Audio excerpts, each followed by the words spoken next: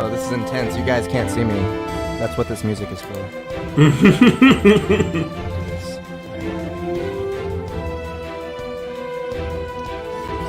It's for this. It's for this. Justin Dude, plays accordion for log rollers. This is so amazingly Final Fantasy.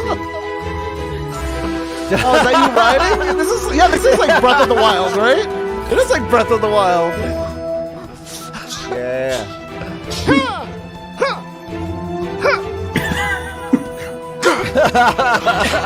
I mean, you're not wrong. There's some fans of this already. Yeah. Chat. Yeah. It's gonna do the limit break. Just you wait for the B section. Limit break is coming. Oh shit. Here it is. Jeff's favorite part is the D section.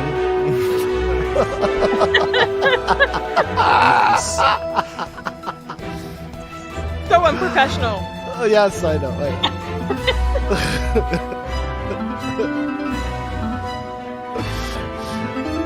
Oh man. Oh.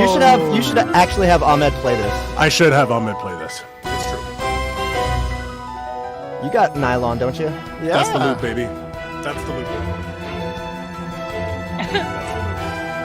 Yeah. This is where Rich says, the battle just keeps on going. Yeah. All We're what at Rich like 50%. said, yeah. Yeah, that's it. I mean, exactly, right?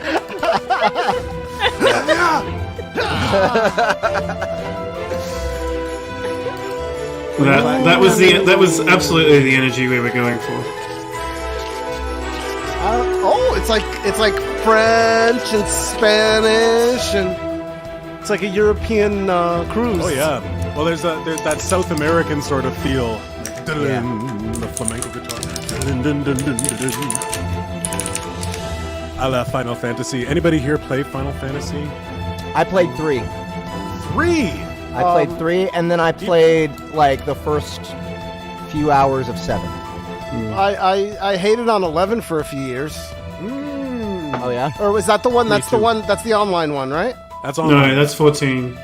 11. No, what's the 11 first is also online one? Oh, the first online one. Yeah, where you'd fight like one like crab, and everybody would like die from one crab. That's it. Yes. Yes. Dang, how Oh my Everybody God. needed around level 10. You needed to know what you were doing. You needed Oh to my party up. God. You had to have your white mage. It was so hard. It was really hard. You had to have your tank.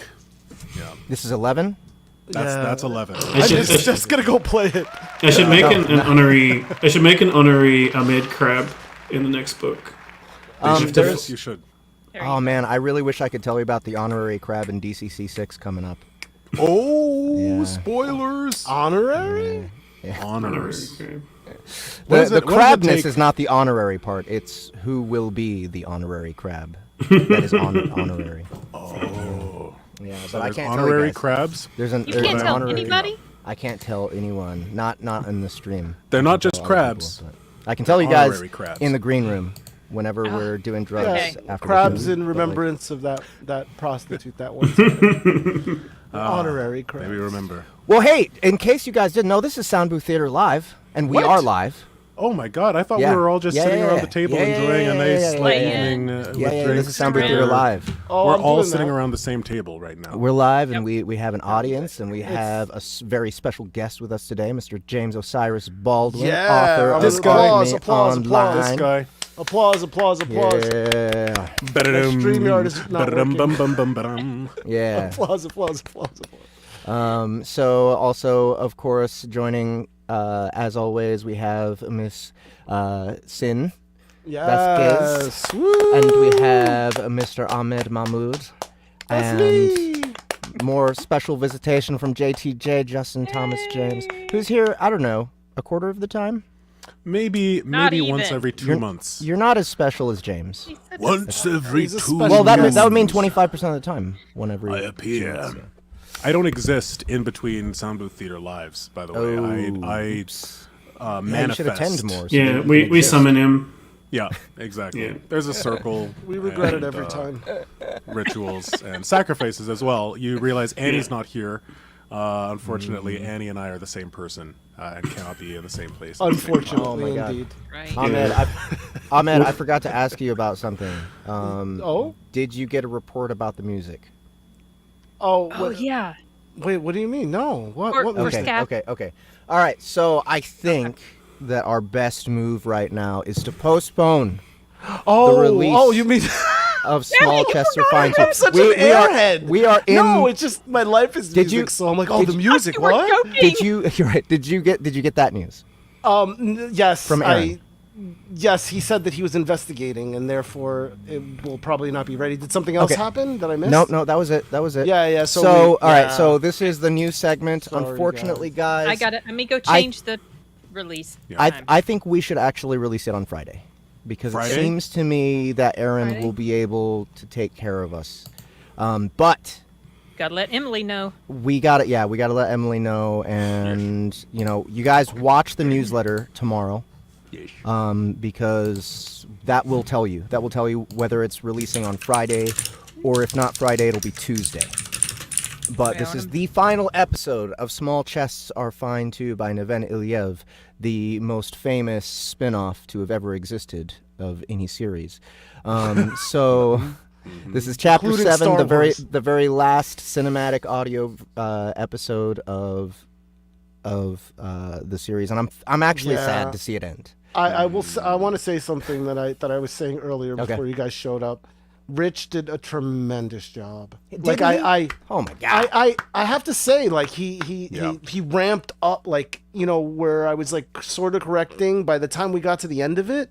Like, it's just this last set is a pleasure. It sounds really smooth and lovely, and the things come in, but they don't, like. It's just he just did such a great, magnificent job. Like, well Yes. done, Rich. Like I'm like so Richie proud. Smith. Kudos. Ones and twos. Very fucking excellent job. So Yeah, we so are I can't really wait for excited. everybody to hear it. We Can't are wait. really excited to share it with you guys, to release it. But we just had a ridiculous music emergency. There's lost files. We're struggling to get it in order. So watch again. Be sure to subscribe to our newsletter so you can watch for that release date tomorrow. Yeah, no, I don't want to be the conspiracy theorist, but I am, so I will be. I Teams swallowed up a bunch of my messages today. Really? Like, I sent them in the morning. I sent Rich a thing. I sent you a thing, and when I wasn't seeing responses, and then when I went to check again, it was gone. It just like Same thing happened to me. A message Wow. I had sent. Yeah. Okay. It's Well- which weird is like stuff. ultra bad, but maybe we shouldn't get too deep into that. In more of the realm of things disappearing, there is, I think, a bit of a Bermuda Triangle in Teams where we try to upload files or download files. I've had multiple actors reach out to me saying they go to download files and they're just not working. So guess what I've been doing? I've been uploading files to Google Drive. That's right, folks. We're back to square Yeah. one. So I don't know what's going on with Teams. Microsoft. Thanks, Teams. Whatever. I don't know if you have a CEO Should we go or back something to like that. but- sending them to the OneDrive instead? No. No? No. That's even worse, though. Microsoft Probably just as bad. is got no girth. We need. They got no where's- girth. Where's Macrosoft? Okay. Where's I'm in. Macrosoft? Yeah, I agree. That's what I want to know. Macro I hard. just got my red Where's card. macro hard? Yeah, macro hard. There you Or go. at least Macro macro hard. turgid. Macro hard. Oh my god, I mean- macro hard. That's I mean, like, if you use Google Drive, that's kind of like macro chubby, but it's not like all the way, but it's kind of there. macro hard. It's a food supplement. It's an operating system. It's a way of life. Macro So, hard. so on the synonym for hard, the word turgid, I have a funny, very relevant story.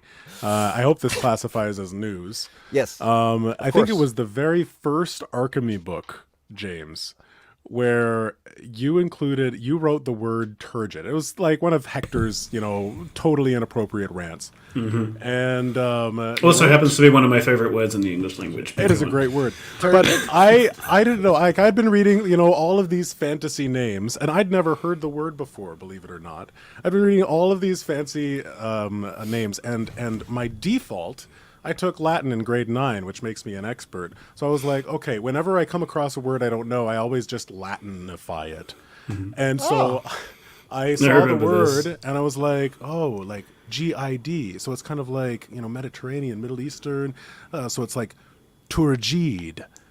Tajid. Like, no, I have a cousin named Turjid. right? Not really, but right? Turjid. Turjid! Where are my I dates? remember- Turjid! There was that one, and there was Laurie's attempt at pronouncing chook. That just cracked me up. Chook. Yeah.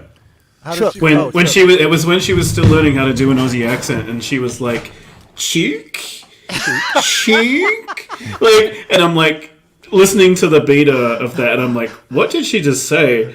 Cheek? What cheek?" And I look at the part in the book, and I'm like, "Oh, she means it's a bloody chook." We had to, like, What is James? Can you explain what a chook is? And It's keep just a it chicken. Oh, it's a chicken. No, never mind. yeah, Oh. a chook is chicken in Australian slang. So. Gotcha. You know, if you go down to the chippy and get some roast chook, that means you've gone down to the fish and chip store and bought some roast chicken. Gotcha. Why would Because they you often go do to have the chicken. Hungry at the now. fish God and chip damn it, store? James. I wanna Why'd you go have to the bring that chippy. shit up? Okay. Yeah. So, you heard it here, folks. The correct pronunciation is Turjid. Turjid. That is another piece of Sounds news. so exotic. Yeah, it's very exotic. I Sounds like am some. Antonio Banderas. and I I'm pretty sure I ate that at a Moroccan restaurant once. Yeah, I'll no, have the Turjid... Turjid fazanjan, please. No, Turjid is pickles. Oh, is it? Well, Hey, that makes you know total where it comes sense. from. Hey, see? Turjid, See? Turjid, right? Etymology. This is why etymology is its own. Admittedly, you definitely want your pickles turgid because limp pickles are sad. Oh, Yeah, they're limp- so gross, right? You don't want are limp pickles. gross. No. You need that bite. You need that Wait. crunch. I think it's gone bad if it's limp, right? Like the pickle. Maybe, probably. I think Like it's you- just a soggy cucumber at that point. don't Does know, it I D mean, pickle? Cucumber. You guys will know what that joke is once Jackson releases. Okay, so other piece of news: A Summoner Awakens has been turned into Aethon Books. They did move the pre-release the release date of A Summoner Awakens, the Kindle version, to June 20th, but we're doing simultaneous release, so the audiobook will be releasing at the same time. We will let you guys know when the pre-order is up for it, but I think you're going to want this one. It's a LitRPG, it is a tower climber, and it is also... Okay, so apparently this is a genre that's been, like, started, and this is kind of a trend that's happening now. It's the go back in time thing. So if any of you guys have been listening to Eternal Dominion, that like there's a character who, goes back in time, but he retains the knowledge of the life he's already lived, and so he's able to like redo things. Mm-hmm. And A Summoner Awakens is a non-harem version of this with it's a pretty big first book. The Royal Road version of it has been incredibly popular. And people are really excited about this one. I was a little nervous about it because, first of all, as I'm reading the entire book, as I'm narrating it, I'm really enjoying it and not understanding why. Okay, and this is because I think, if I'm looking back at it, I think it's just because it's really well written and we get a really nice deep dive into the main character's head.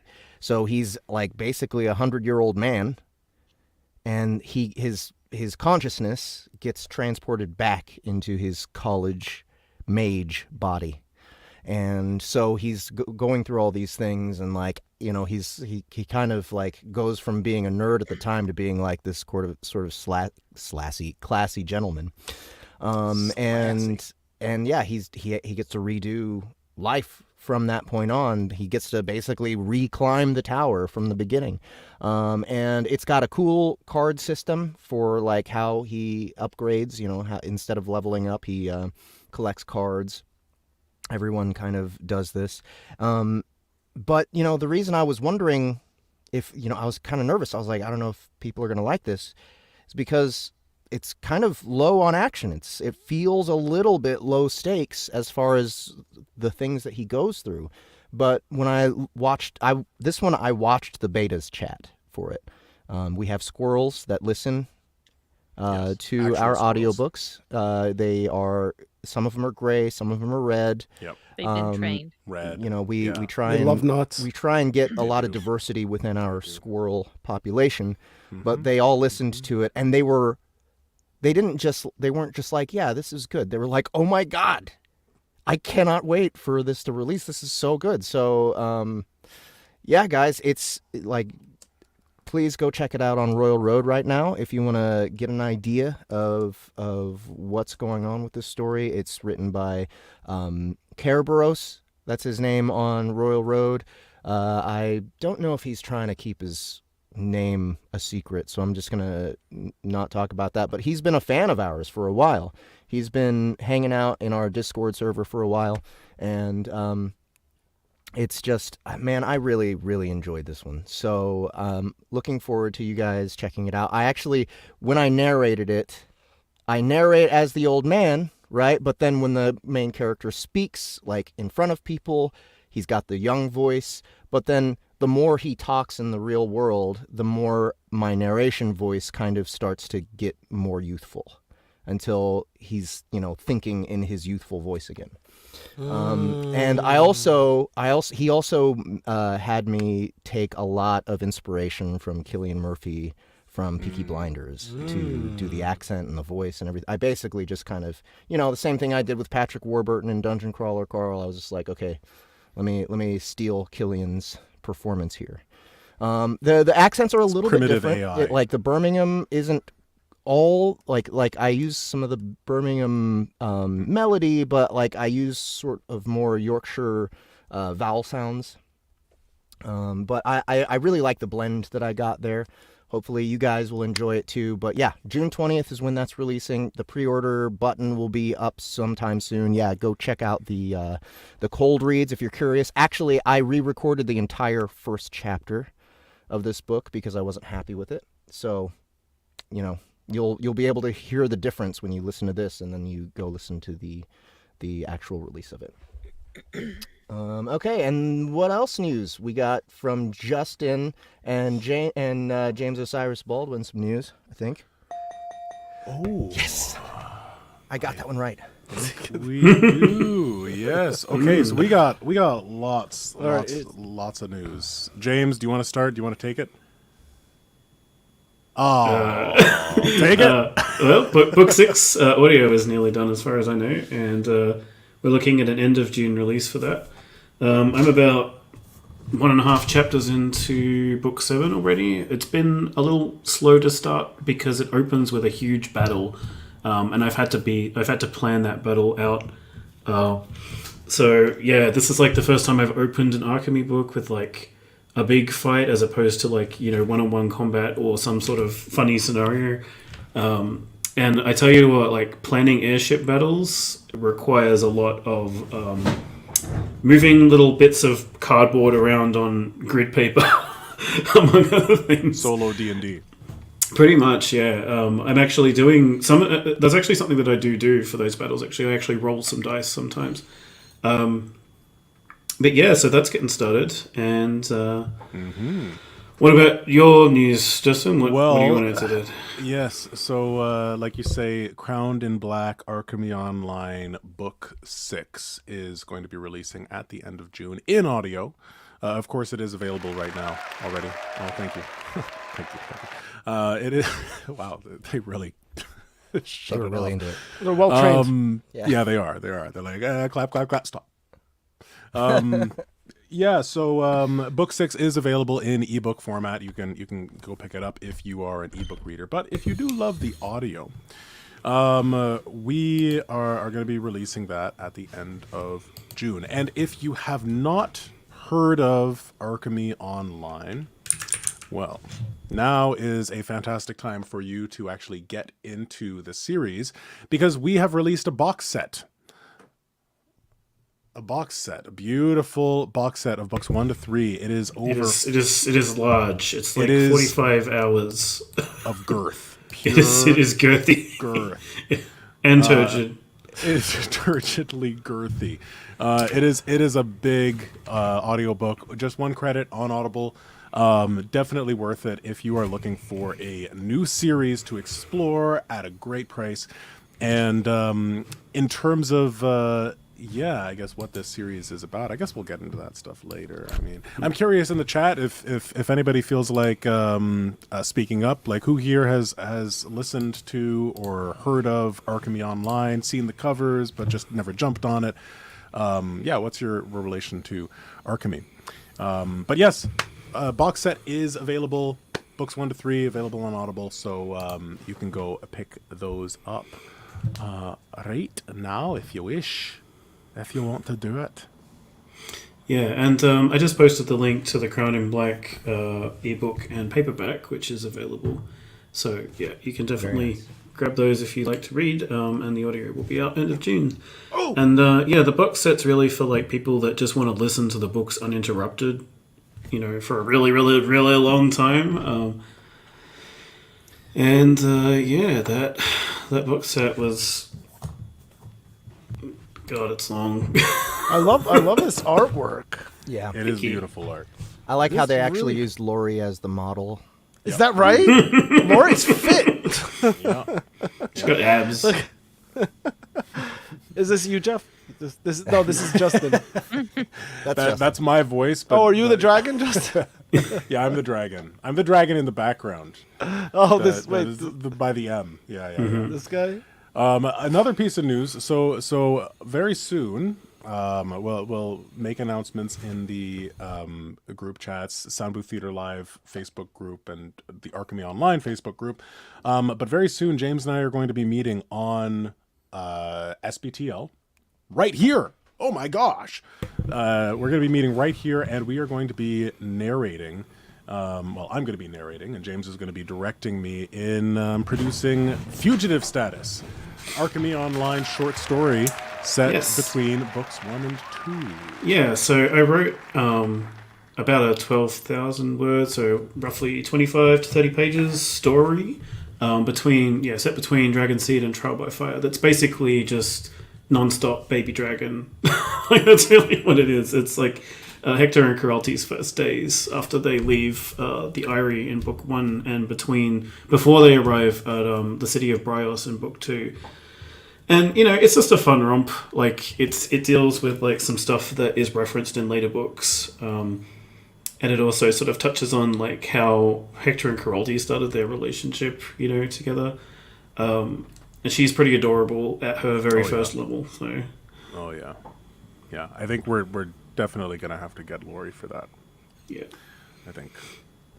See if she'll be available, because Baby Coralte, book 2 we have Baby Coralte, and then by Kingdom Come she's she's a teenager by Kingdom Come. Yeah.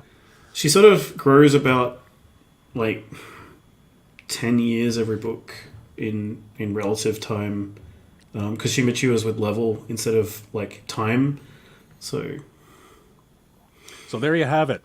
If you want to check out Archemi Online, there's lots of Archemi content coming your way, and lots already available. So get to it. Chop, pick your dragon. I love that Spear of Destiny cover.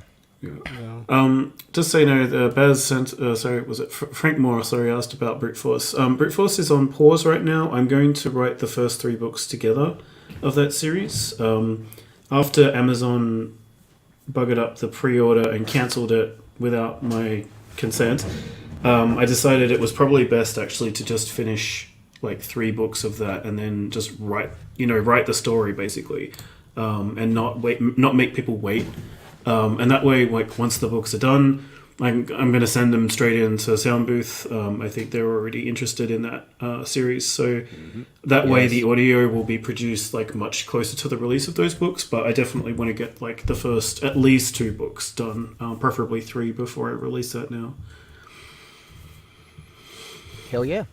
There we go. Hell yeah. There's New James Baldwin material. So looking forward to it. And yeah, you already dude.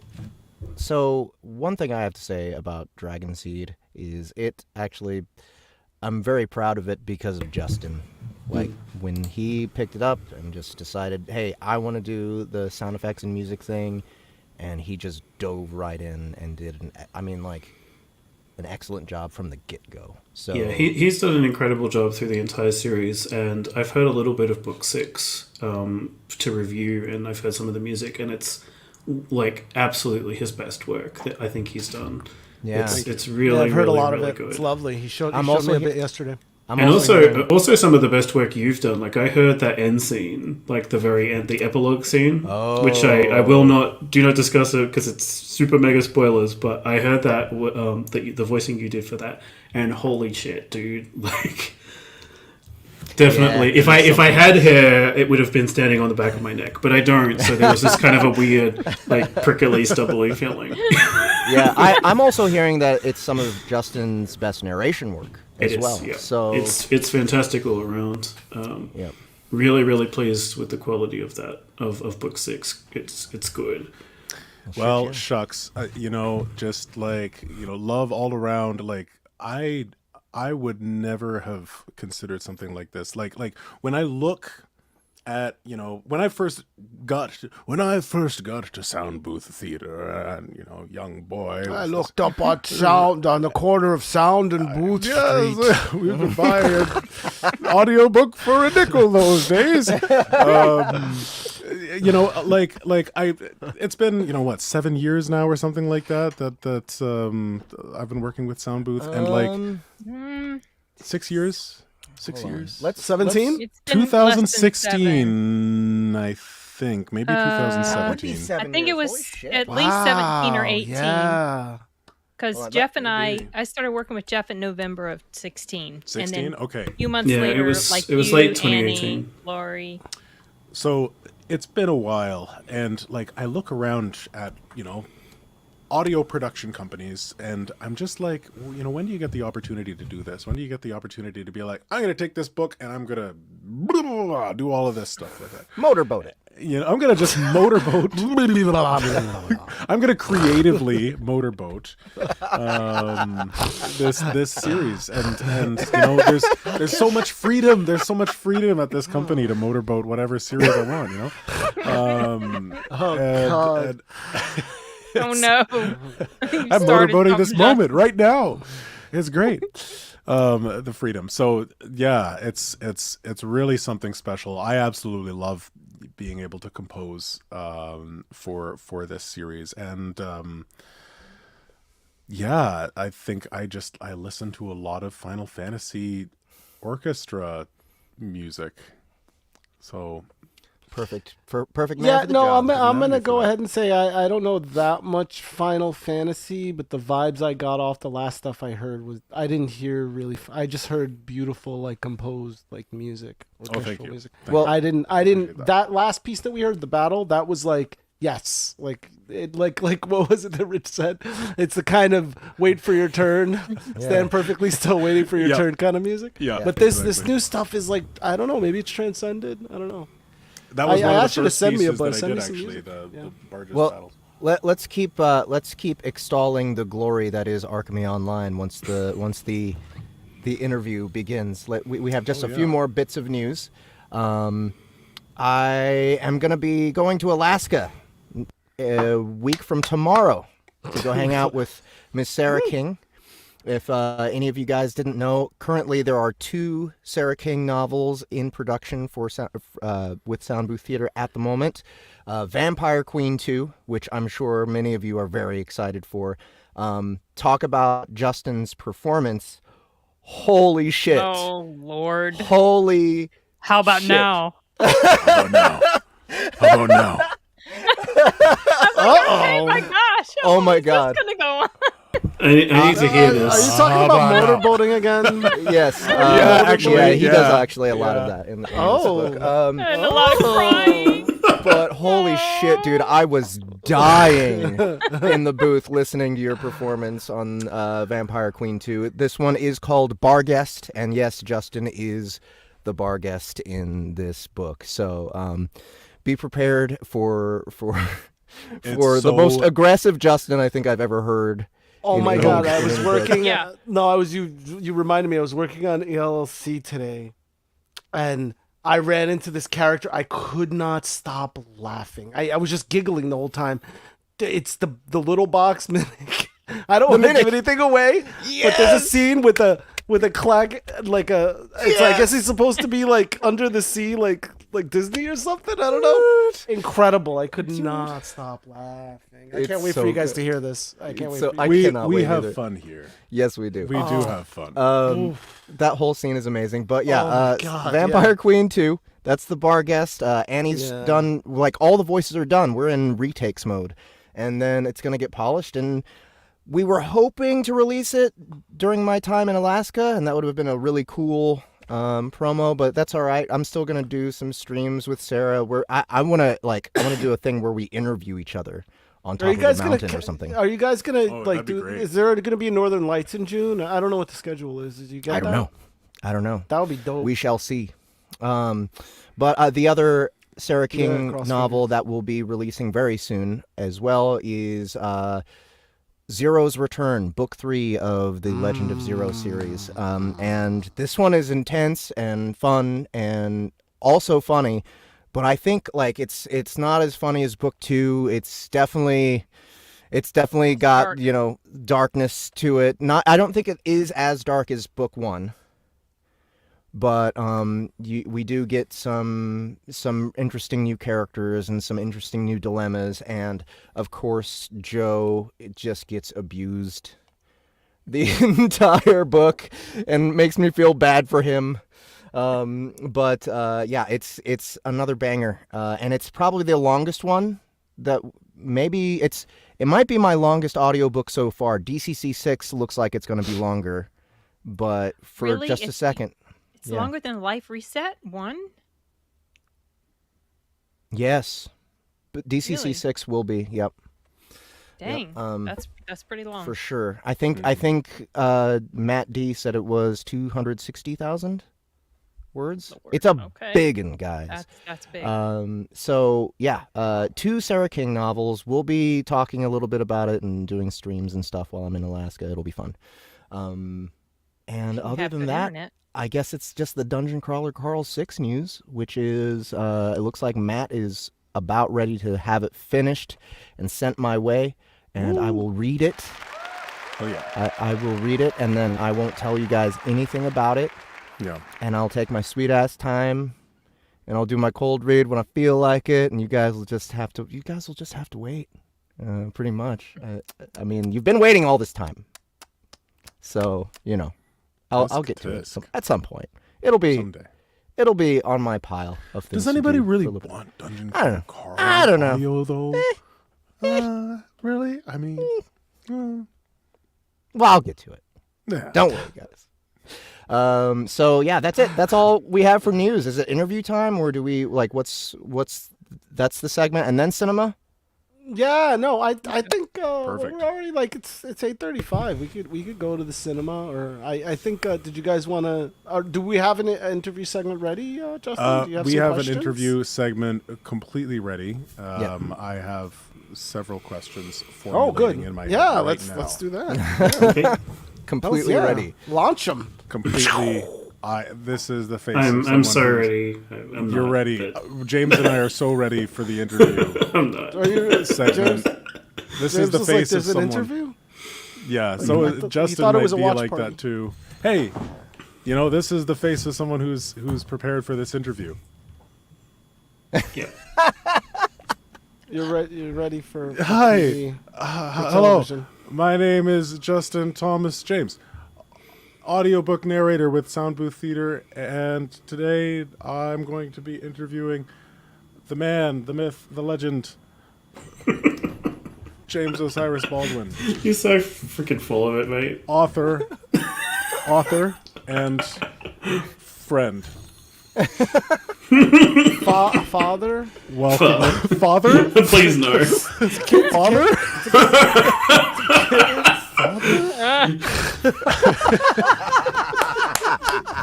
It's all right, sport. Yeah, Oh, wow. yeah. So James, you wrote Yes. a book called Archemi Online, Crowned in Black. Yes. what is a book, and why would you want to write one? Ooh, bangers today. Masochism, I think, is the short answer. Uh-huh. I think Yes. it's an exercise in masochism, Pain. especially when your book, Self-inflicted pain. especially when your book is 170,000 words plus. Yeah, why so long? It was just a big story. It's a big story. Why not make the stories shorter? So it's not going to work. So something funny about this book, right? I didn't notice this until I did go back and fix it, but in my my own copy of Crowned in Black, if any of you have been following the story of Archemi, then you know there's like the fantasy story, and there's also kind of the lit RPG, and there's sort of like an almost cyberpunk like meta narrative. Well, one of the back pages in that paperback got completely like screwy, and I Justin saw had to that. narrate that. And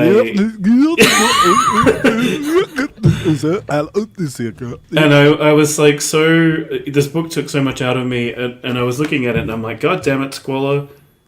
Yeah, right. It does look like something that's. It looks like something that comes up from that.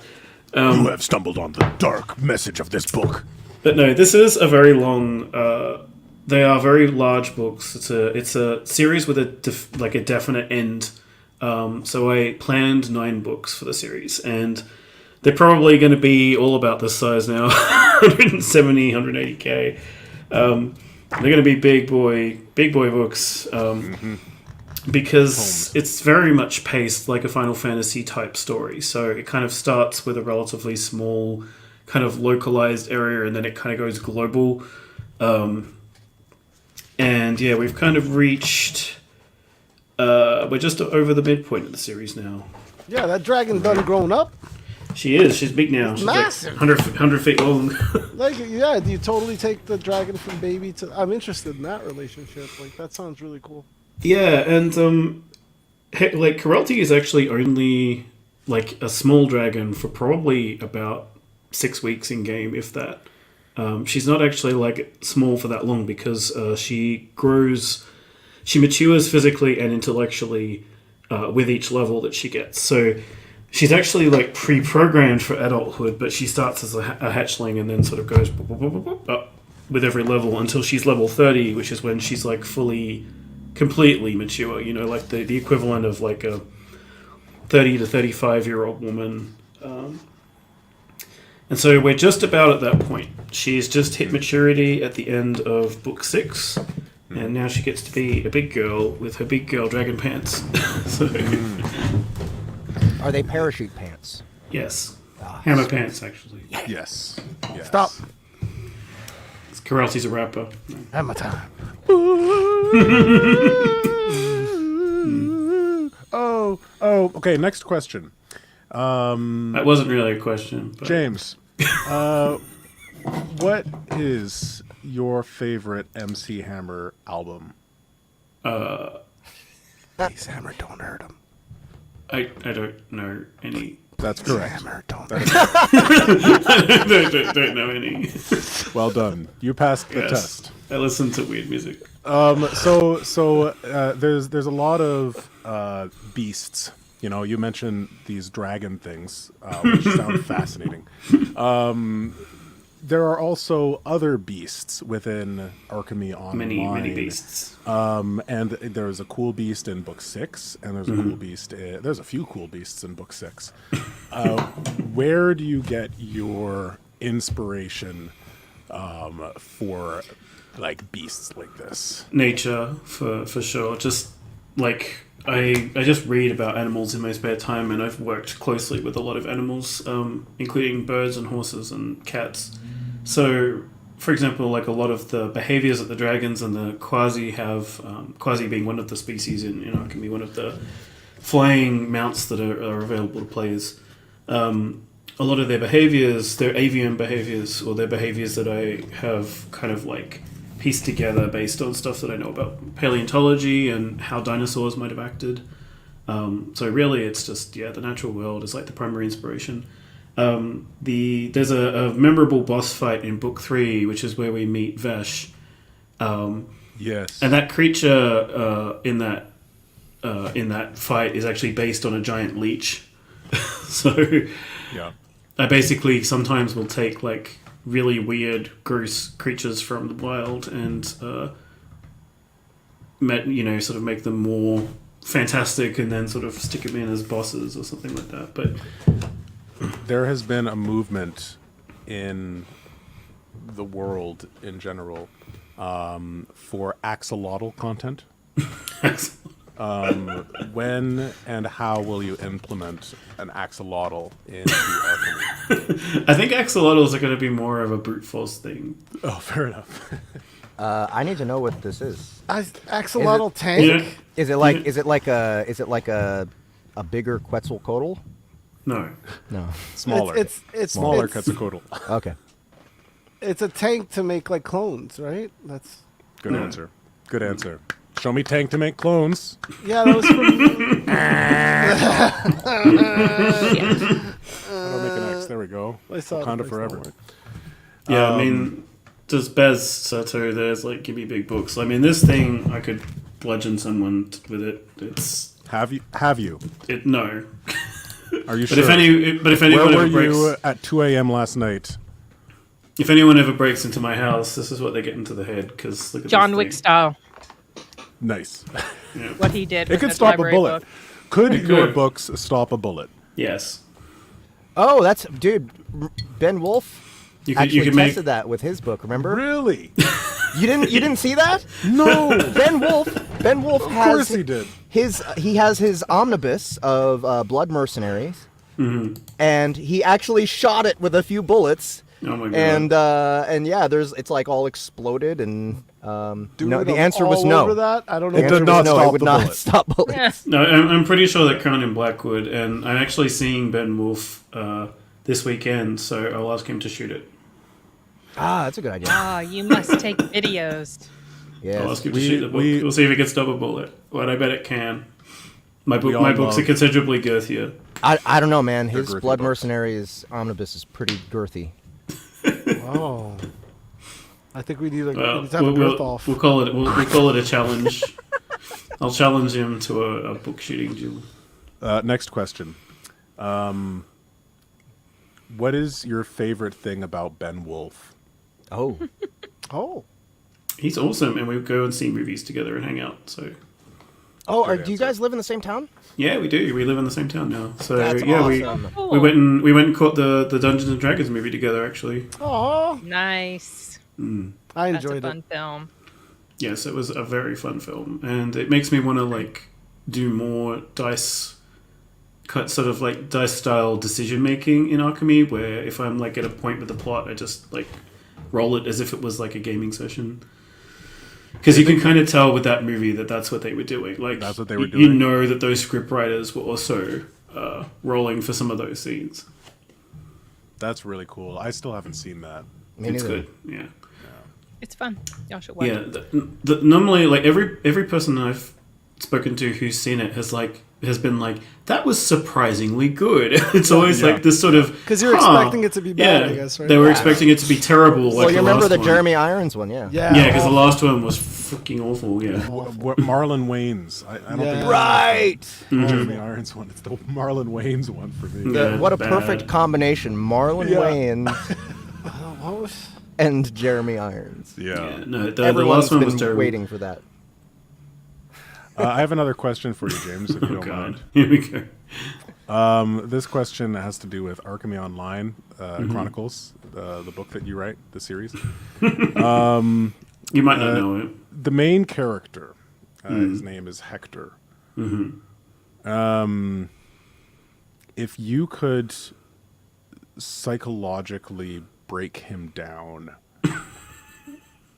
if you could psychologically profile him, how would you do that in this moment with words? Okay. As in, like, describe like what kind of person he is, or What kind of provide person a is ref- Hector? or a Yeah, forensic basically. Thank you for paraphrasing. Absurdly long, stupid question. I mean, what do you want to freaking like? I don't know, Freudian psychoanalysis. Yes. Whatever you like. This is your interview. Hector is a guy that thinks he's stupid, but is not actually stupid, but he's been told that he's dumb his entire life for various reasons, notably that he has ADHD and is dyslexic. And as a consequence, over the course of the series, he's learnt that he's actually pretty smart, and now he's suddenly in leadership roles that he never intended. But as a protagonist, like, I try and write Hector as being the kind of person that will stand up when something needs to be done. So he's not necessarily, like, super squeaky heroic or anything. Like, he's not, like, some super white knight or anything. But if he sees, like, there's a need for a job to be done, he's the kind of guy that sort of, like, puts his hands down on his knees and is like, well, this problem isn't going to fix itself, so, let's do something about it. And as a consequence, I think he's developed into quite a rich character. I didn't actually have any real idea who he was when I started writing this series. I deliberately left him kind of like a blank slate, and I just sort of built him as I wrote. I feel like by the end of book 6, he's doing pretty well for himself, though. And then in book 7, 8, and 9, I get to like try and smash that all apart, because that's what authors do. We're also sadists. Oh, masochists and sadists? Yeah. That must be very We have to be mean. stressful. No, it's not. No, No, that's the fun not part. stressful. What is the least stressful part of being an author? Sleeping. Good answer. Yes. When I'm asleep, when I have the chance to sleep. That's the least stressful part. When you actually manage to sleep. Yes. Okay. All of it is stressful. Well, I think we all find that relatable. We all love sleep here at Soundbooth Theater. I personally try to get about 8 hours a night. That's what I go for. Yeah. So I'm sleeping. Except when you're in Vegas. well, yes, yes, but I bank my sleep. Actually, I go into debt with my sleep in Vegas, and then That's a kind of banking. it's a kind of It's I mean, that's sort of appropriate for Vegas if you think about it. Yeah, it really is. right. That's what they do in the city where you go specifically to get broke. It literally is the city that doesn't sleep, Sin, and I'm not going to break the rules Well, of a city I okay, go to. It's just their this rules. year, if you get culture. sick, it's going to be your fault because I told you. And I did told you get all. sick. Yep, me too. What you needed to do. Moral of that story. And so many of you guys Very clear. got sick because you didn't Wait, listen was it the to Mama heat? Bear. Why did they get sick? Because they stayed up too late and they drank too much. They and drank stayed too up much. too late. I don't drink. And their immune system was just like, and I was No. telling Way them. too many cigarettes. Yeah, and I was Take telling that. them, they didn't listen. Vegas has very little to do with Archemi Online. So I'm going to just bring it back. James. Sorry, James. Well, is there let's anything- let's explore that little bit that it does have to do with. No, I'm just kidding. I'm just kidding. Well, James wanna was hear it. there. So. Well, James. So you're talking about Hector. You're talking about his growth and his development, and it's been really interesting as a narrator to actually kind of be along that growth. Because when I started with Archemi, I didn't really know who Hector was. Who the Hector was he? Well done. So my question done. for you is now, and now like we're at book 6, and it's actually really easy. Like one of the directions you gave me for this book is like, hey, Hector is a lot more confident now. Yeah. He's you need to sound confident. So I had to do my own montage to actually know what that feels like, and then I was like, okay, I can do this, and now he's, but also as I was reading it, actually, it just felt like he was more confident. I actually didn't have to do a montage because he felt more confident,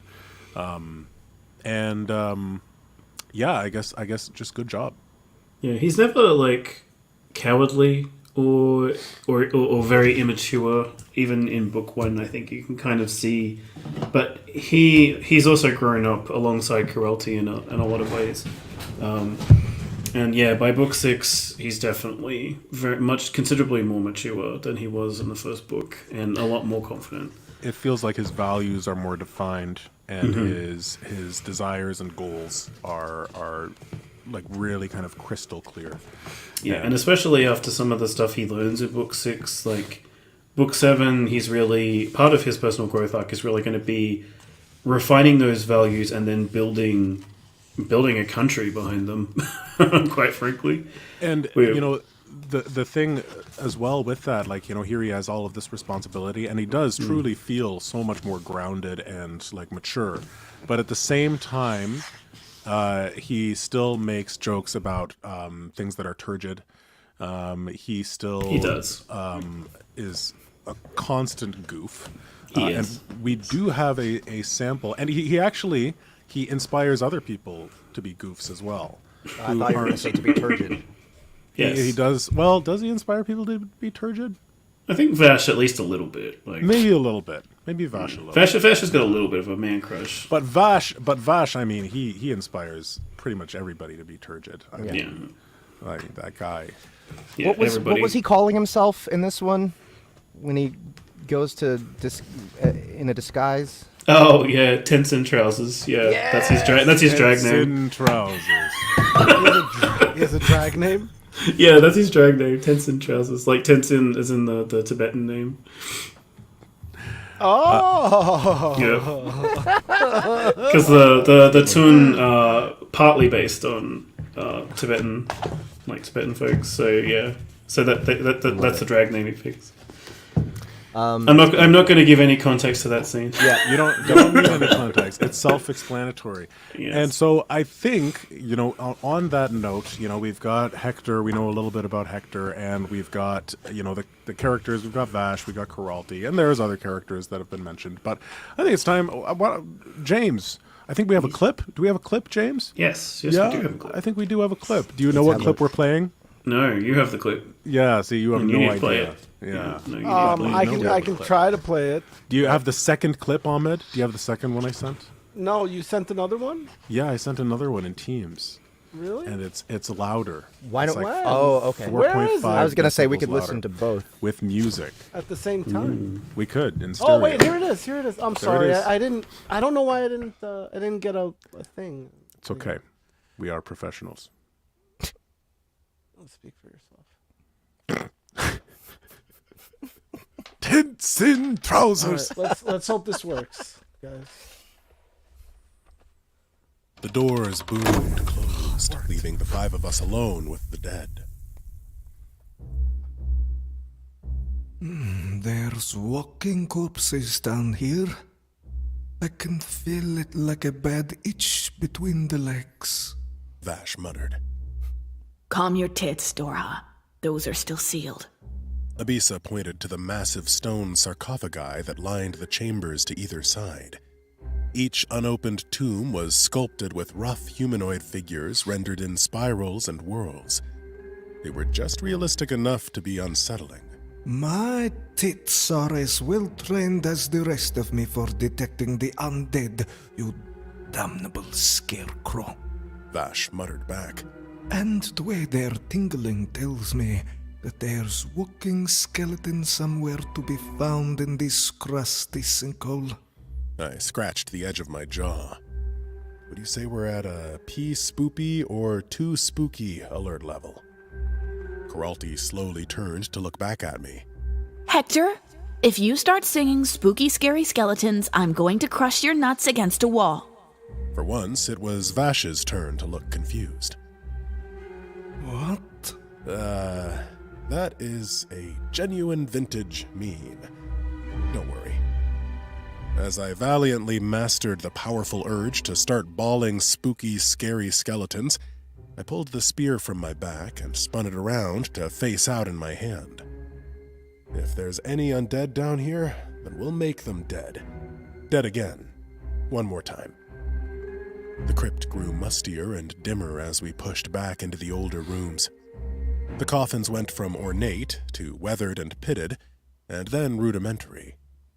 3 flights of stairs and about 400 feet from the entry, we descended into a network of smooth, rounded stone tunnels.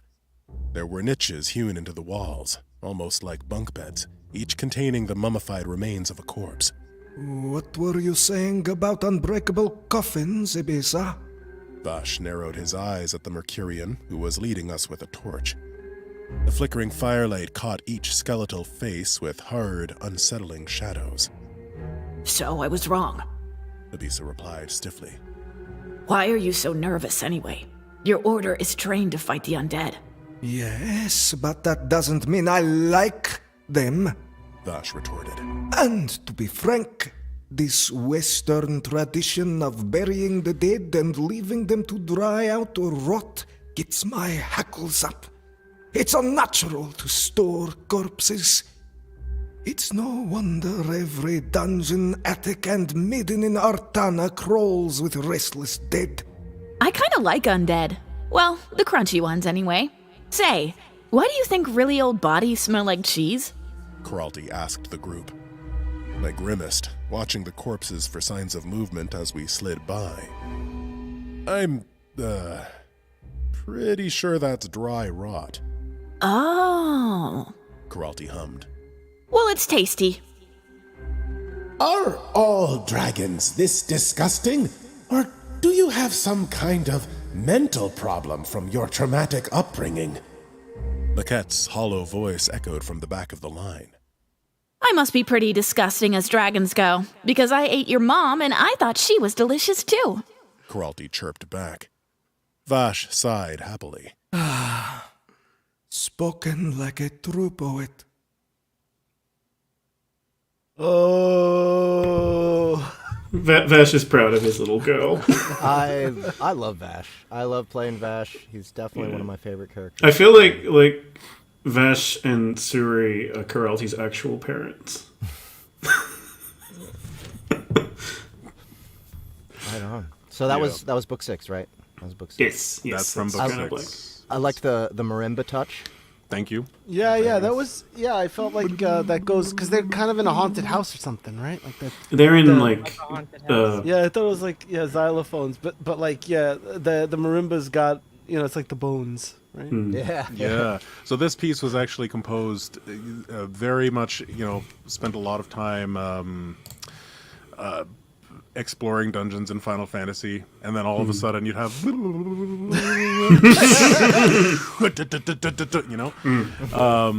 but yeah, those like dungeon exploration, it's just the same thing over and over again, and you cannot wait to just get out of that area and get to the next area and get to the open map again. Yeah, definitely inspired by Final Fantasy yet again. Sounds great, man.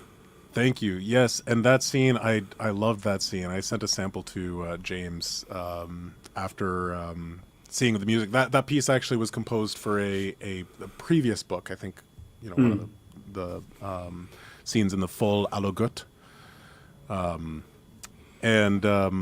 Yeah, but I just carried it over and was like, see how great this music works over this scene too, and the dialogue. God.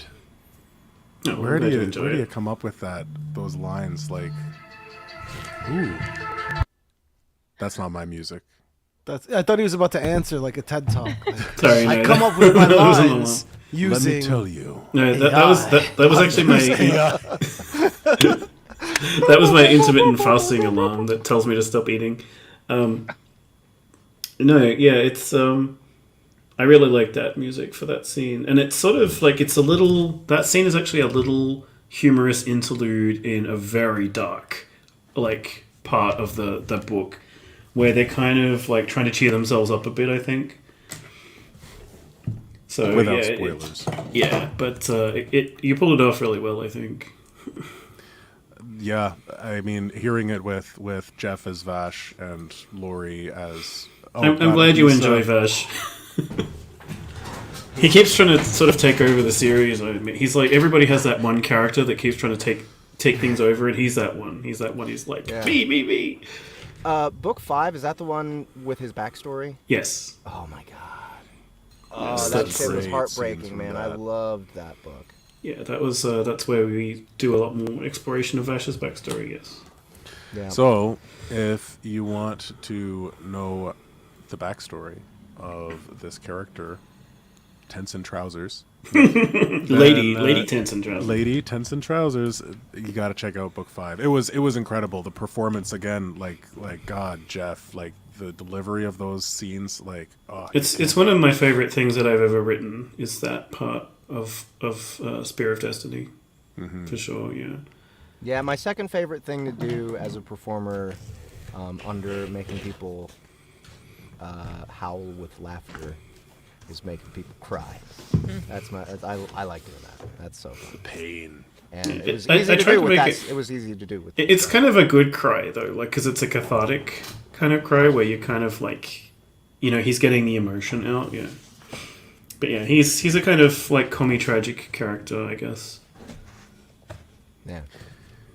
Well, one of my second favorite scene that I've ever written is in book 6 though, and I suspect Justin can probably guess what scene that is. oh my god. Oh. Can you? No, that's a no. That's a no. I'll tell you in text because I don't want to spoil it for everybody. Oh but shit! Do I even have my phone? I don't have my phone on me. Maybe in the man. private chat. Send me in Discord. Yeah. Maybe say it in private chat. In the screen name. Yeah. Oh yeah, that works too. There you go. Oh, there you go. Oh yeah. Oh yeah. Mm-hmm. Oh yeah. Yeah. That's gonna be great. I can't wait to hear what. It's that there's like did I try and like scene. space out the big because the plot is so big and because it's on this like, sort of like epic scale. I try and space out the major revelations so that there's like one, like or at most 2 per book. And so the scene that I'm referring to, it's about halfway through the book, is one of those huge plot revelations, and I definitely enjoyed writing that. It's who's rich. I don't know. But yeah, that I tried to very much like feature that scene because it's a pretty important one.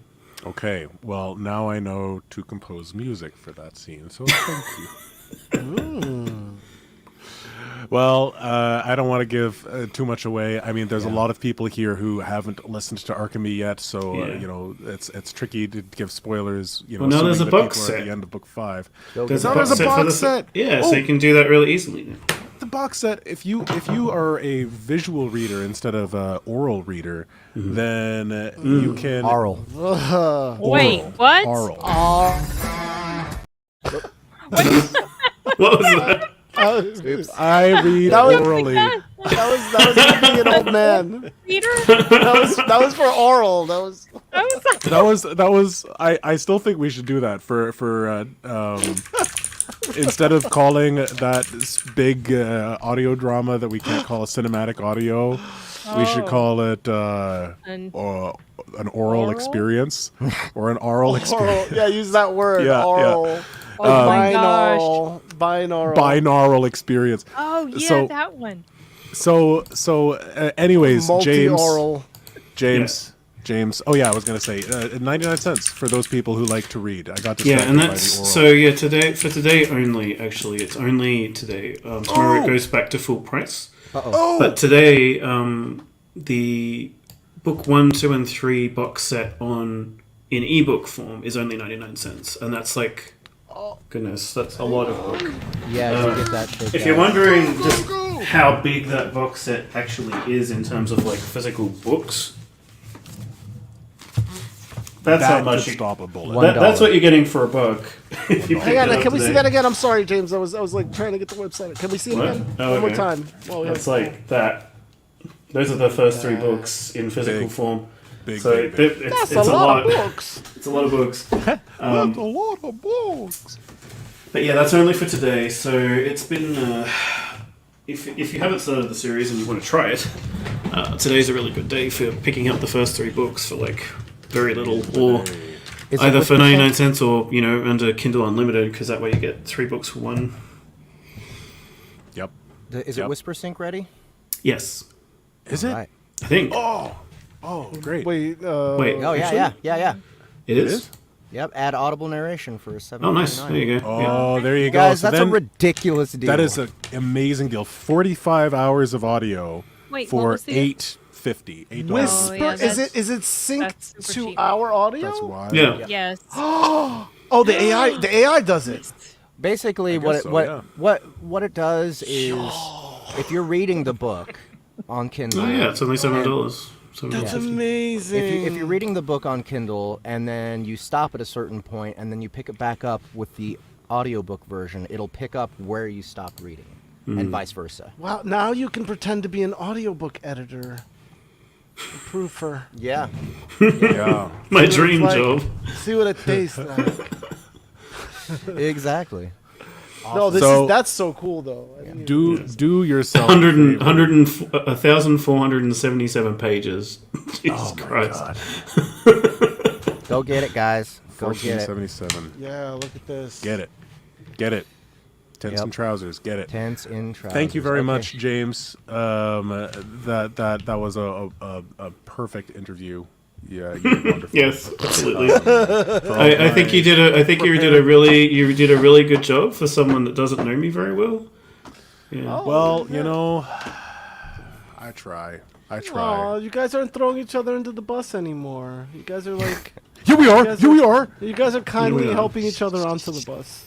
Because we're live. We're live. That's Bus. why. That's what it is. The bus Is that what isn't it is? coming. When we're not live anymore, gloves come off. All right. Well, are you guys ready to go to the cinema? Yeah, I'm gonna fix that false start.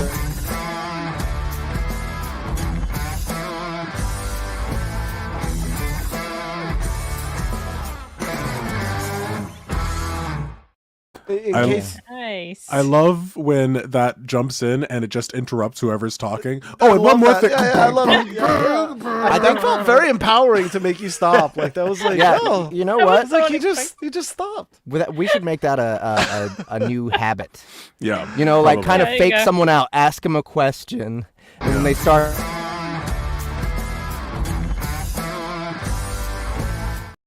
Nice. Well Exactly. played. Well played. Everybody up. Beautiful. Yes. So Beautiful. today's episode of Yes. the Cinema with Sin Vasquez of Sin's Corner, the famous YouTube channel. Yes. Go subscribe now. We Go- are She does yeah, great yes, go reviews of subscribe. movies. we are Sin's going Corner. to talk about Reign of Fire because it's a Yes. dragon themed episode today because we do have this is the Archemi edition of SBTL. Plus, didn't know Dragons. Dragon Harem. Dragon That's Harem. true. That's right. That's It true. is a dragon True, it harem. is. That's true. right. Because there Though- was one dude. I don't know. Yeah. I wouldn't One dude call. dragon. I wouldn't call Archemi a harem. I wouldn't call it a harem. No. Oh no, Rain of Fire. Is Rain of Fire. Rate of fire Rain is of harem. Fire. Rain of Yeah, Fire. I didn't know. It just Alchemy is not a harem. No. So, first of all,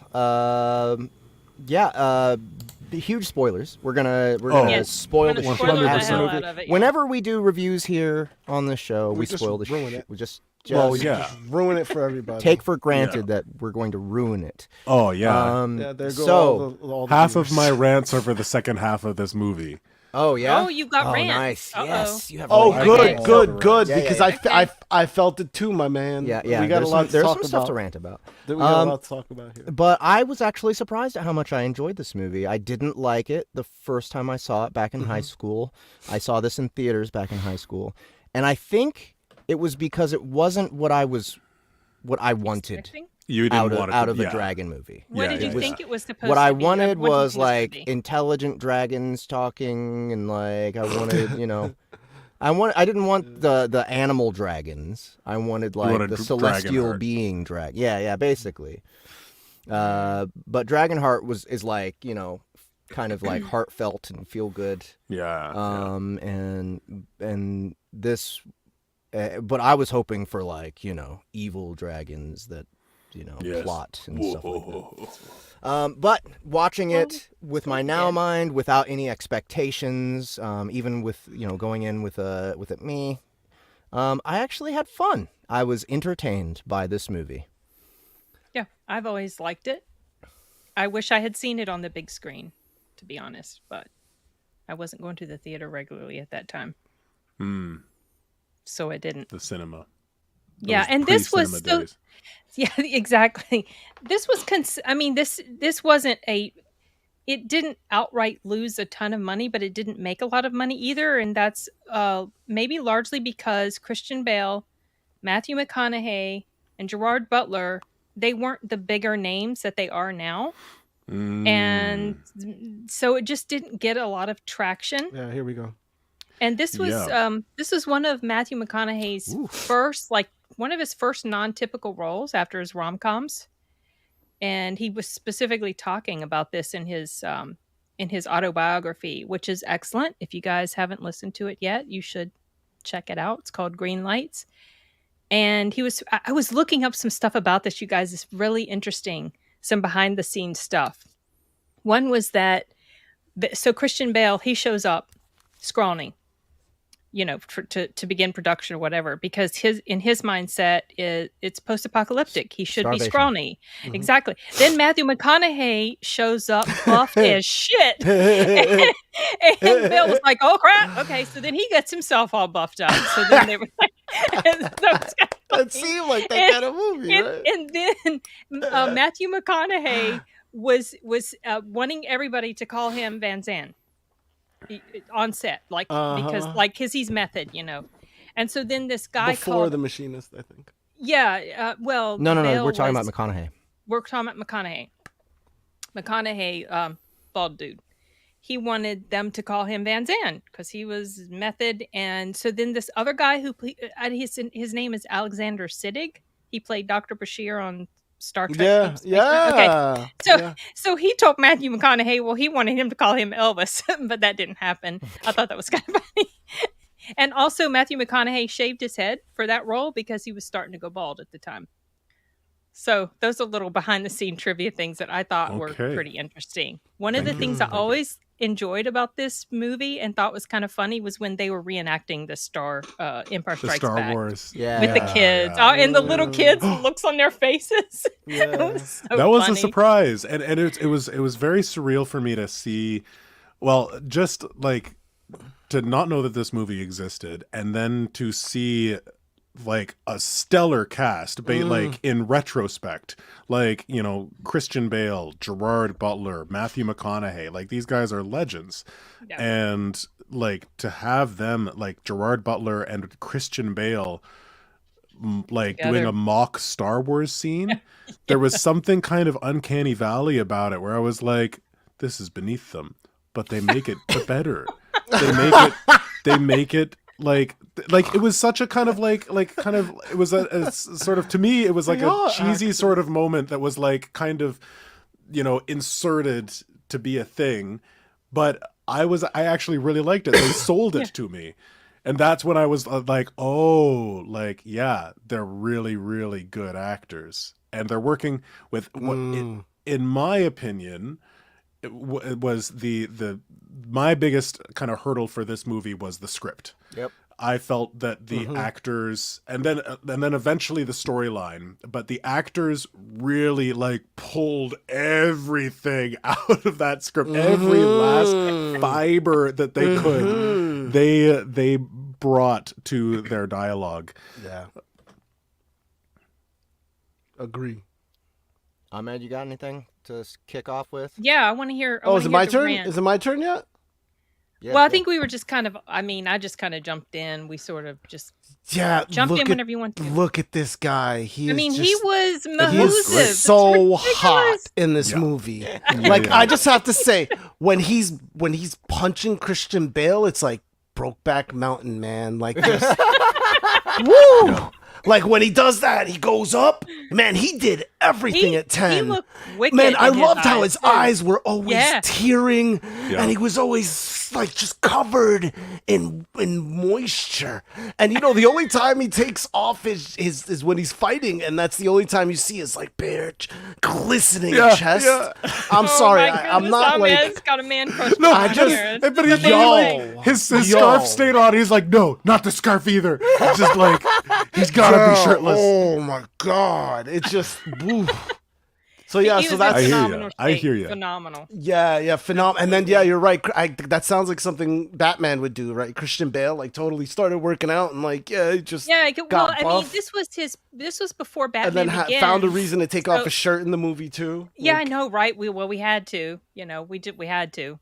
But Christian has this thing. He likes to do this wonky stuff with his weight. It's extremely unhealthy of him. Like, he lost a crap ton of weight for The Machinist. And then he went from that straight to Batman Begins. And he shows up to Batman Begins way huge, like too huge. So then he had to he had to chisel himself down. But oh, wow. Yeah, this was after this was between American Psycho and Batman Begins. This might have been after or right before Equilibrium. I can't remember. Around Equilibrium, because Around the that's same- what I have to say. The budget was clearly lower. They were on location a lot of the time. I guess it was in the UK because it was clearly filmed like, you know, it was an international movie, or at least it had that vibe. And it seemed like the sets, for the most part, they had a few beat up sets, and then they had this CGI dragon, and then they kind of worked around it. There was some fires, but I feel like the movie was cheaper, but they made it, like, just like Justin said, they made it more expensive. Wait, where did Justin go? Is he here? Okay. He just left the screen. He probably had to walk away. But okay. yeah, no, just they really stretched out. Man, there were some scenes in this movie that like really emotional. Like they pulled it out. But I have to say there were some like glaring weird plot holes and sections. Like for instance, for me, the thing that bothered me more than anything is because it gets to the halfway point and the editing gets a little goofy. Like they lose their parachute dudes, right? And they're having a party all of a sudden. They're playing Jimi Hendrix and they're having a party. They didn't really seem like the kind of people to be having a party like that. You know what I mean? Like they were, when they introduced them in the movie, they're very like, be scared, the dragons, when they come, you must hide, right? They had the three, what are the three things when the dragon comes, we hide, right? And yet they're over here partying because a dragon got killed. It wasn't their men that got killed. It was Matthew McConaughey's men. No, I know, he but I'm comes in saying and he's like all on. No, their that's page. what I mean. I'm saying it didn't make sense that the people from the castle were partying the way they were, because they weren't. They were conservatives, right? And yet they were partying. Hey, a dragon got killed, and it was just enough room for Matthew McConaughey to come in and do his lines, right? Yeah. Like emotionally right, so he could be like, you disgust me. Yeah. With his cigar in his mouth and like, and you the know, tears glistening. But I felt, but like Zag. beautiful, man. Jeez. But how would they have known that those guys died? The people let's say that the partying was that's appropriate. exactly. It felt like a weird, let's say goofy that it was edit. appropriate to those people.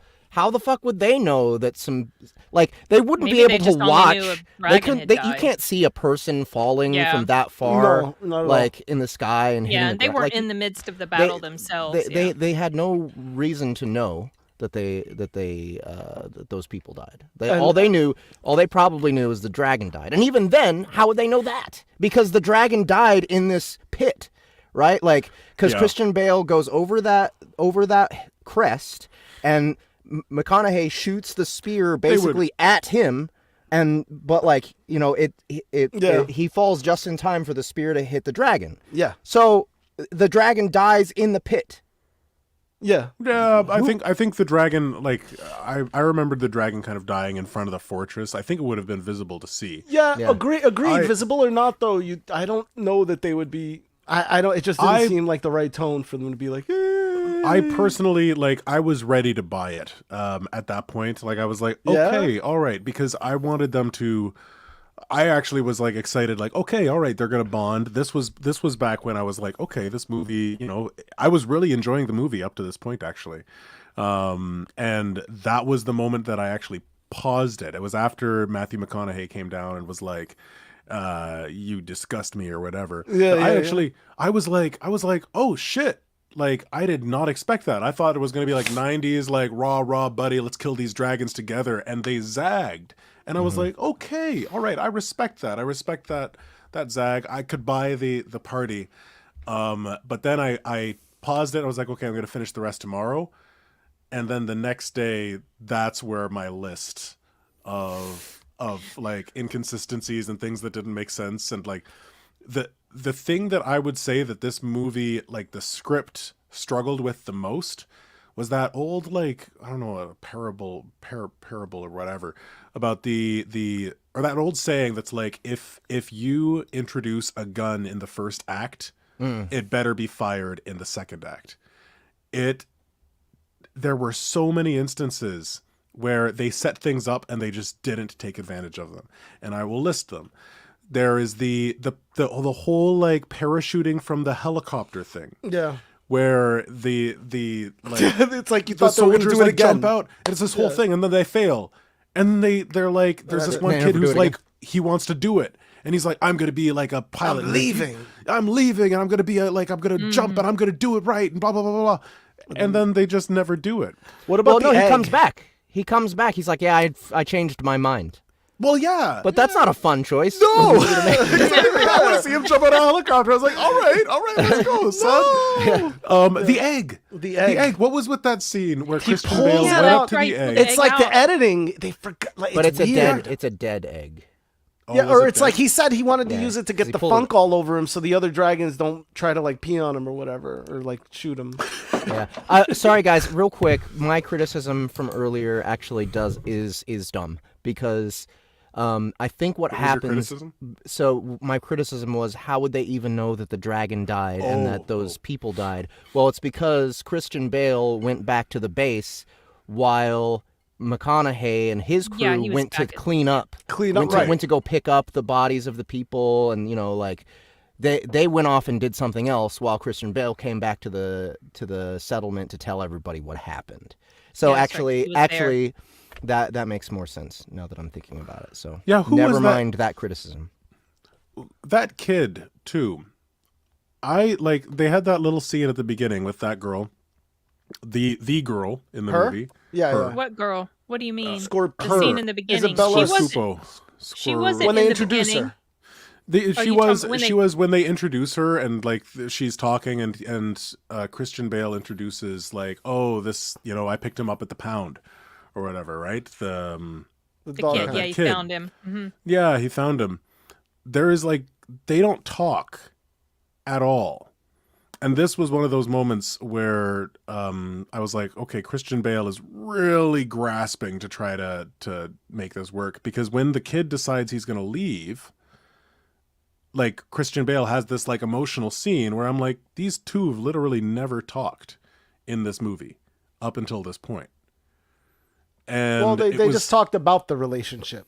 Like, Yeah, he oh, talked I about found it him when he was a to kid. I found him when he was a kid. I found him. Scorpuco. he said it a Yeah, few times. exactly. So that was another point where I was just like, wait, okay, so we care about this kid now? I did not care about this kid. She kept dropping her accent. It drove me crazy. I think initially she was supposed to be from the South. Yeah. Right? She's supposed to be an American, and then somewhere in the middle she just goes whatever Was she she supposed is. to be American? I always Italian thought she was or supposed whatever to be she is. foreign. Oh yeah, That's what I'm I couldn't saying. tell. No, when he Yeah, yeah. introduces, he calls her Kentucky or something like that. He says fresh, and she for a second she has an accent, and then it goes away, and it's I don't know. Maybe I Oh, was her wrong. accent always sounded foreign to me. Now I feel like I need to rewatch it and pay attention to Initially, her. she sounds like she's trying to do an Oh, she accent, and then sa- she Yeah. sounds like she's sounded- almost pulling it off, and then afterwards she I just need- turns I need into to full listen again. Russian. I always she's- thought she sounded foreign to me. Okay, I have a question for you guys. Yeah. Yeah. How would you feel if, almost every movie, there was one character who just had a terrible actor, and they did something like that, where they're just Oh, on purpose? like it felt like they were being hazed by being put into the role. Like dinner for schmucks? Oh my God. No. What's his name? What's that Pinocchio movie that we found? Did we find that? Guillermo del Toro, movie with Pinocchio. Are you talking about the Oh. the Pauly Shore? Pauly version? Shore. Pauly Shore. Pauly- Oh God! Oh, buddy! I want to be, I want to be free, Daddy. Like that, I think. Yeah. Well, I choose to view Reign of Fire as an educational movie made for dragons, instructing them why eusocial species shouldn't have a single reproductive male. Oh. Yeah, That's my the my whole biology nerd The moment. whole biology of the dragons is so stupid. Like rush through a this lot is a One movie. male. The There's whole one world. male. This is a movie that an Archemi queen dragon would show to other dragons, being like, this is why we don't do this. This is what humans think of it. Yeah. It doesn't make sense that there would only be one. Wouldn't more be born over the course? You would think, at right? least two Statistically. more or something. Well- Yeah, but then they wouldn't be able Because to they sort of tried to make them a hive species, but they didn't actually study any eusocial eusociality is what we think of as hive species. They didn't seem to actually have studied any eusocial species to like decide how that was going to go. Yeah. And I say that as someone that, you know, like Archemi has hive-based dragons. Like the dragons of Archemi are eusocial, so it's funny to me. Yeah. What else? They had a lot of opportunity for encounters, but they kind of decided to gloss over them. But they just turned them into emotional, tight, like character scenes. At the end, the three of them going into the capital or whatever, into London, and most of that is just tight shots of them talking. It's not actually them. It was Matthew McConaughey redeeming himself. His character. Yeah, he's like, "Oh, himself, you were right," because he killed all the people. I had a problem with that scene. They knew a dragon was coming, and he's holding a shotgun. Yeah, like, I know, right? Duh, and he jumps back. It's cool that he jumped back, but what? Like that didn't make. No. Like he shot the other one with a harpoon. Like you should know. You at least got to use a harpoon, Holmes, right? Yeah. I don't. No, so that I know was exactly a little goofy. That was a little goofy. And then and they were all in a line. Yep. They were all lined up, single file, waiting to be toasted. Driving in all one the vehicles shot. that they had for the movie. Yeah. And then why did the dragon after that point? So the dragon comes up, the male dragon. He's like, "Oh, I'm a big bad dragon. I'm gonna burn everybody here." Blah blah blah. And then he goes for the castle for some reason that is in Scotland. Like, why did he? That was fly? goofy. Like the whole timeline thing just didn't make sense. It made it seem like he planned that. The way that played out made it seem like the dragon. Oh, and there was a horse. These people came to try to kill him. Then he circled back around and attacked the castle. Christian Bale. Yeah, that is Christian Bale, I think. That is, yes, it is because he's the one that wrote. Yeah, that's Christian. Yeah, it is. You're right. Something that I didn't get when Matthew McConaughey's group first comes up, and I even mentioned this to Jeff. For some reason, they just knew right away that Matthew McConaughey and his group were Americans before they even opened their mouth. How? Oh no, he has a patch. An American. I was trying to find it because I was like, how would they know? I was gonna say, I like the joke, but was it because of the tank? But does that mean the British people don't have tanks? No, it's because he had a patch right here on his vest. I get it now. Sorry, James. But they didn't. They should have zoomed on it. James, how do you tell an American? It's because you guys all smell like preservatives and cheeseburgers all the time. That's how I do it. That's how I identify Americans. No, they're never too far away. Like I can smell an American at 50 paces. I get that. You must have been so overwhelmed in Vegas. My gosh. All right. So here, let's get political. This movie was filmed in 2022. I noticed something about this movie. 2002. I noticed something about this movie that you probably wouldn't see nowadays. What's that? No guesses? No. What was it? Tell me. Well, I guess one way to put it is all the niggas died first. In this world, I guess that's the only way to put it. Because I mean, like, there was one of the parachute dudes was black. One of the parachute dudes was black, and he died. Oh, that's right. No, he died last. He died last. You're right. Yes, there was. Oh but you know what? This movie did show that it was at the cusp of a certain filmmaking era. That the magazines, like, you know what's funny? The Time magazine with the Empire State Building burning, and it's like, who got that shot? And also, you guys still publishing out of New York because it's on fire. We gotta keep the presses going. It's like we're all living in a castle now, but we're still producing Time magazine and CNN. They have it's like all the articles. It's like how could that even happen? It's like bugger the entirety of Africa and Asia. They don't exist. But yeah, and it was the beginning of CGI as well, so the movie had a little. Ask about the CGI. Dark. I was pleasantly surprised. Me how too. Well I think it was better than some of the MCU CGI. I think it was because of the lighting. Apparently they darkened it to make it feel more like obscure, so you couldn't really tell that it wasn't like a perfect dragon or something. And apparently they still use the technology that was developed for this movie to do on-screen dragons nowadays. The fire effects, like the way that they did the mouths on the dragons, they reused that in Game of Thrones. Oh, cool. Yeah, they Ah, looked that's really so good and interesting. natural. Like, I was surprised with the dragons as well. They Did moved. remind me of Game of Okay, Thrones. because Fluidly. Justin, speaking of what you said about the dragon's breath looking so natural, Baz says that he had mentioned earlier that most of the fire, including the dragon's breath, are real Was real. effects. Yeah. They burned Awesome. like hundreds of thousands of cans of propane for the movie. They would never do that today. They would never even think Yeah. of it. But this is No. still in the time when you would That's do the that. era. Yeah. You use all the propane. You don't hire any black actors. That's the that's the move. For Okay, this reminds me of 2002. that, Justin. This reminds me of a movie coming out called The Blackening.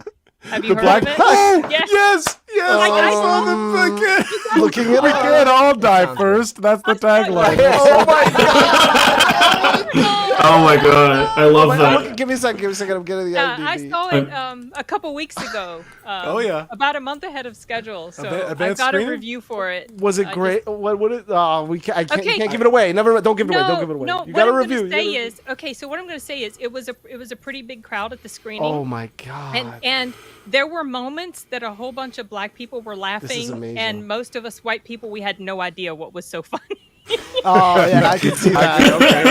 Look at the. Like, okay, Honestly, that's I funny, might have not no idea know what why. is so funny. Oh, it's like it's all just Have you guys ultra seen the short? racist. Have you guys seen the short? This is based on a short called The Blackening, and the dude with the earring, was one of the writers of the short. That guy on the right, and so then he starred in the full length movie.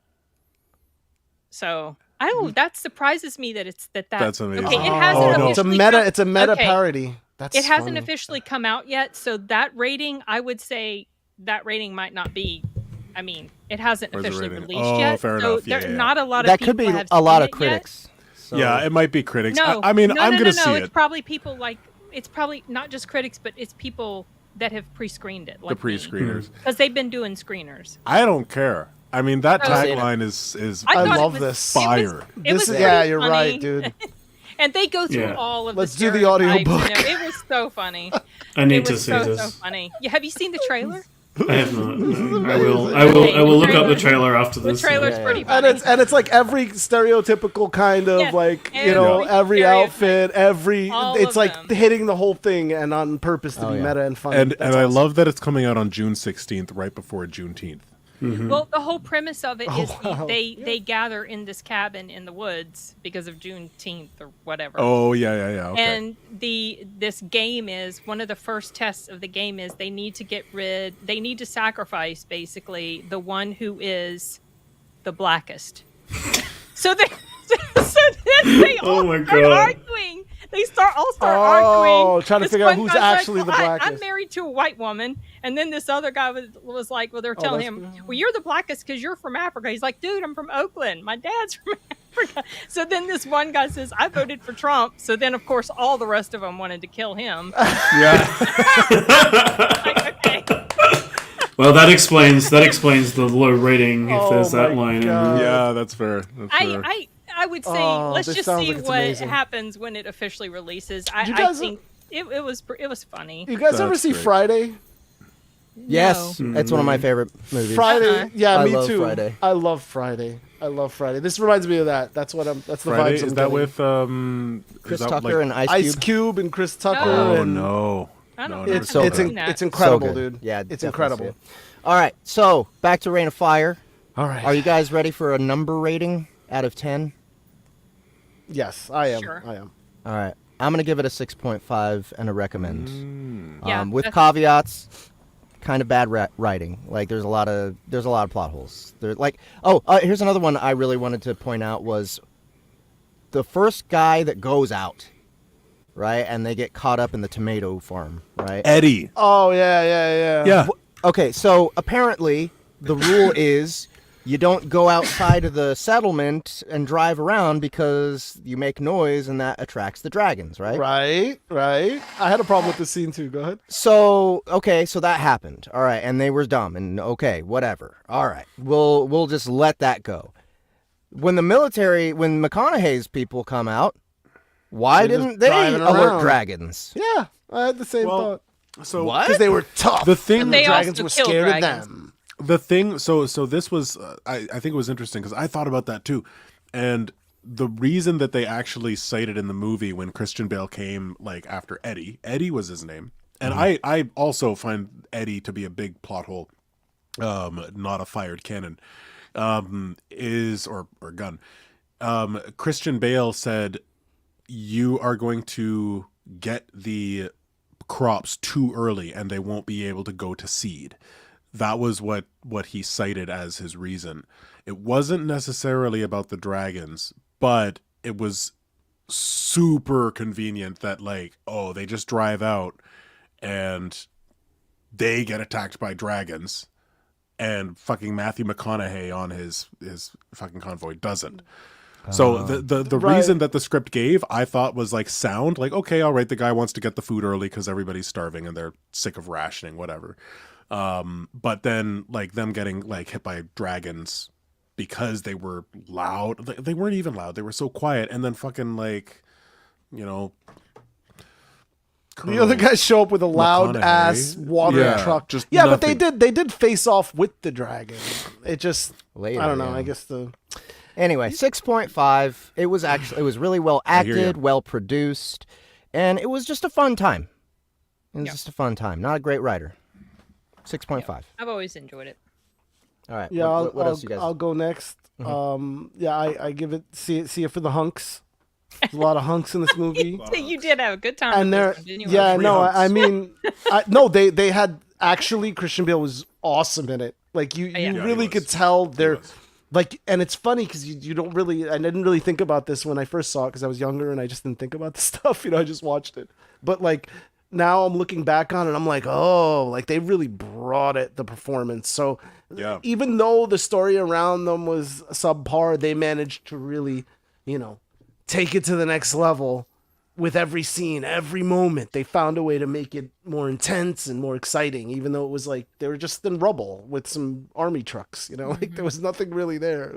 It wasn't much. So yeah, so 6. See it for the hunks. See it for the hunks. All right. So And the one female. No, wait. Let's actor. get Justin next. I'm going to give it a big old whopping 4. Oh. And Oh. all of those points come from the first half of the book, of the movie. Okay. If the writing of the first half had carried through to the second half, then I probably would have given it an 8.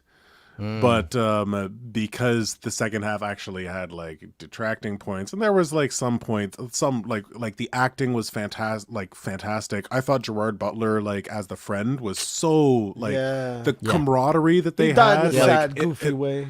it really worked, even though it was kind of goofy, like what's between the two of them. They were having a bromance. You could tell that they'd maybe worked together before, but yeah, the acting was a highlight. The cinematography was a highlight throughout. But the story just like it's so key to me. And the first half I thought was good, but then it just tanked in the second half. I'll agree I wonder with how that. much of that was editing too. Like, I wonder if there was sort of like a director's cut, and there were things that were left out. That might I wanted to see that kid jump out of the chopper. What happened? I know it. Where'd That it just go? kind of went nowhere. Yeah, I really loved the idea. method of netting the dragon. Triangulating, creating Yeah, radar. Yeah, You they, know, like, like We didn't set see up enough this of that. whole process. That would have been the way to do it.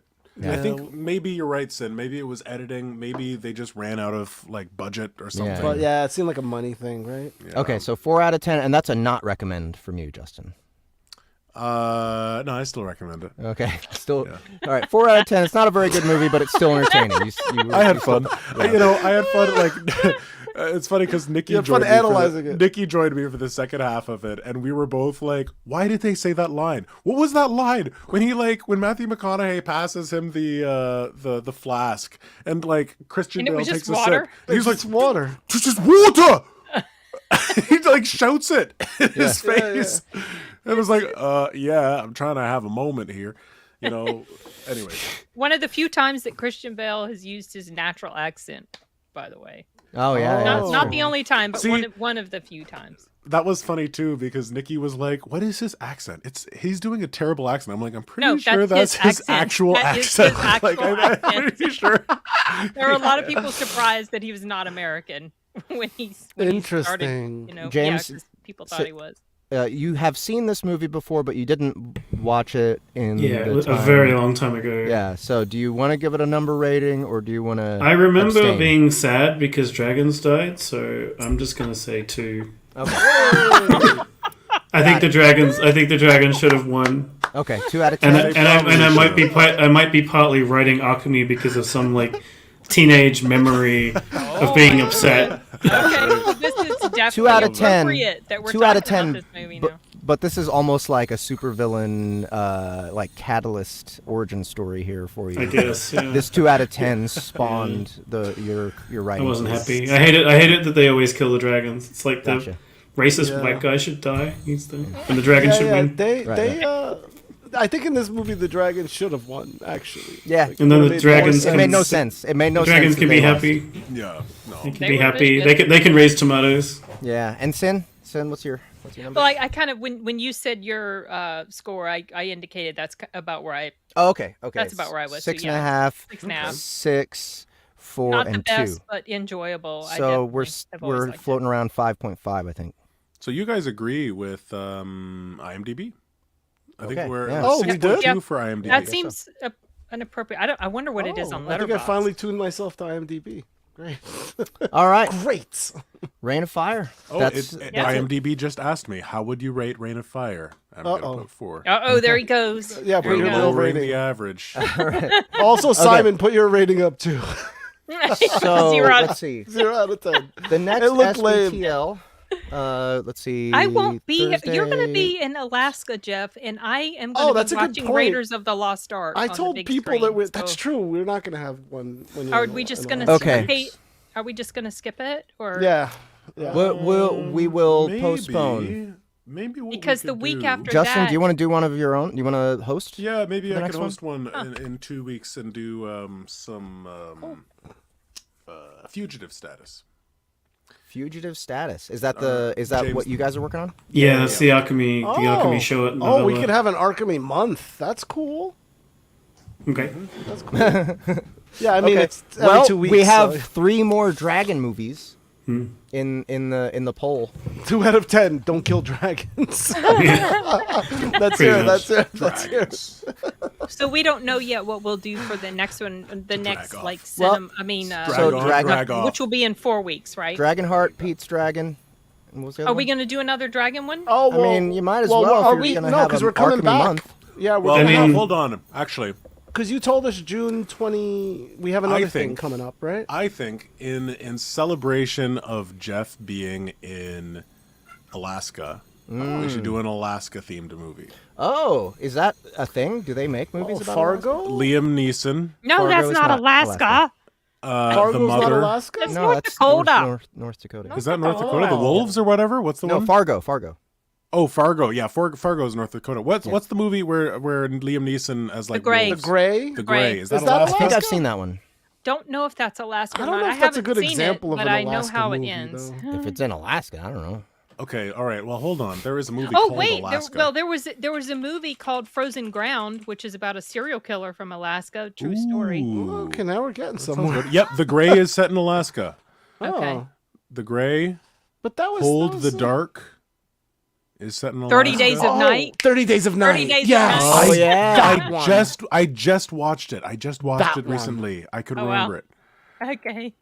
The Edge. Oh, is that I don't think Okay. I've seen that Oh one. yes, that one's that's Anthony Hopkins And Alex Baldwin. Alex, that one is. Oh, It is with the a bear. good movie. Oh, there's That's a a bear. good movie. Yeah, okay. Yeah, that's a good movie. saw I haven't that seen it, but long I've time seen ago. clips of it. That's a good one.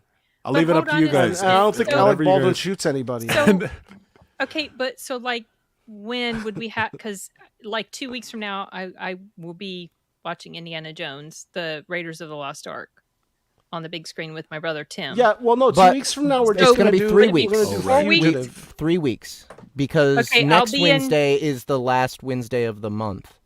So then we're starting over. We're starting the count over from the next one. Oh, I see what you're Okay, but- saying. So okay, that worked so- itself out.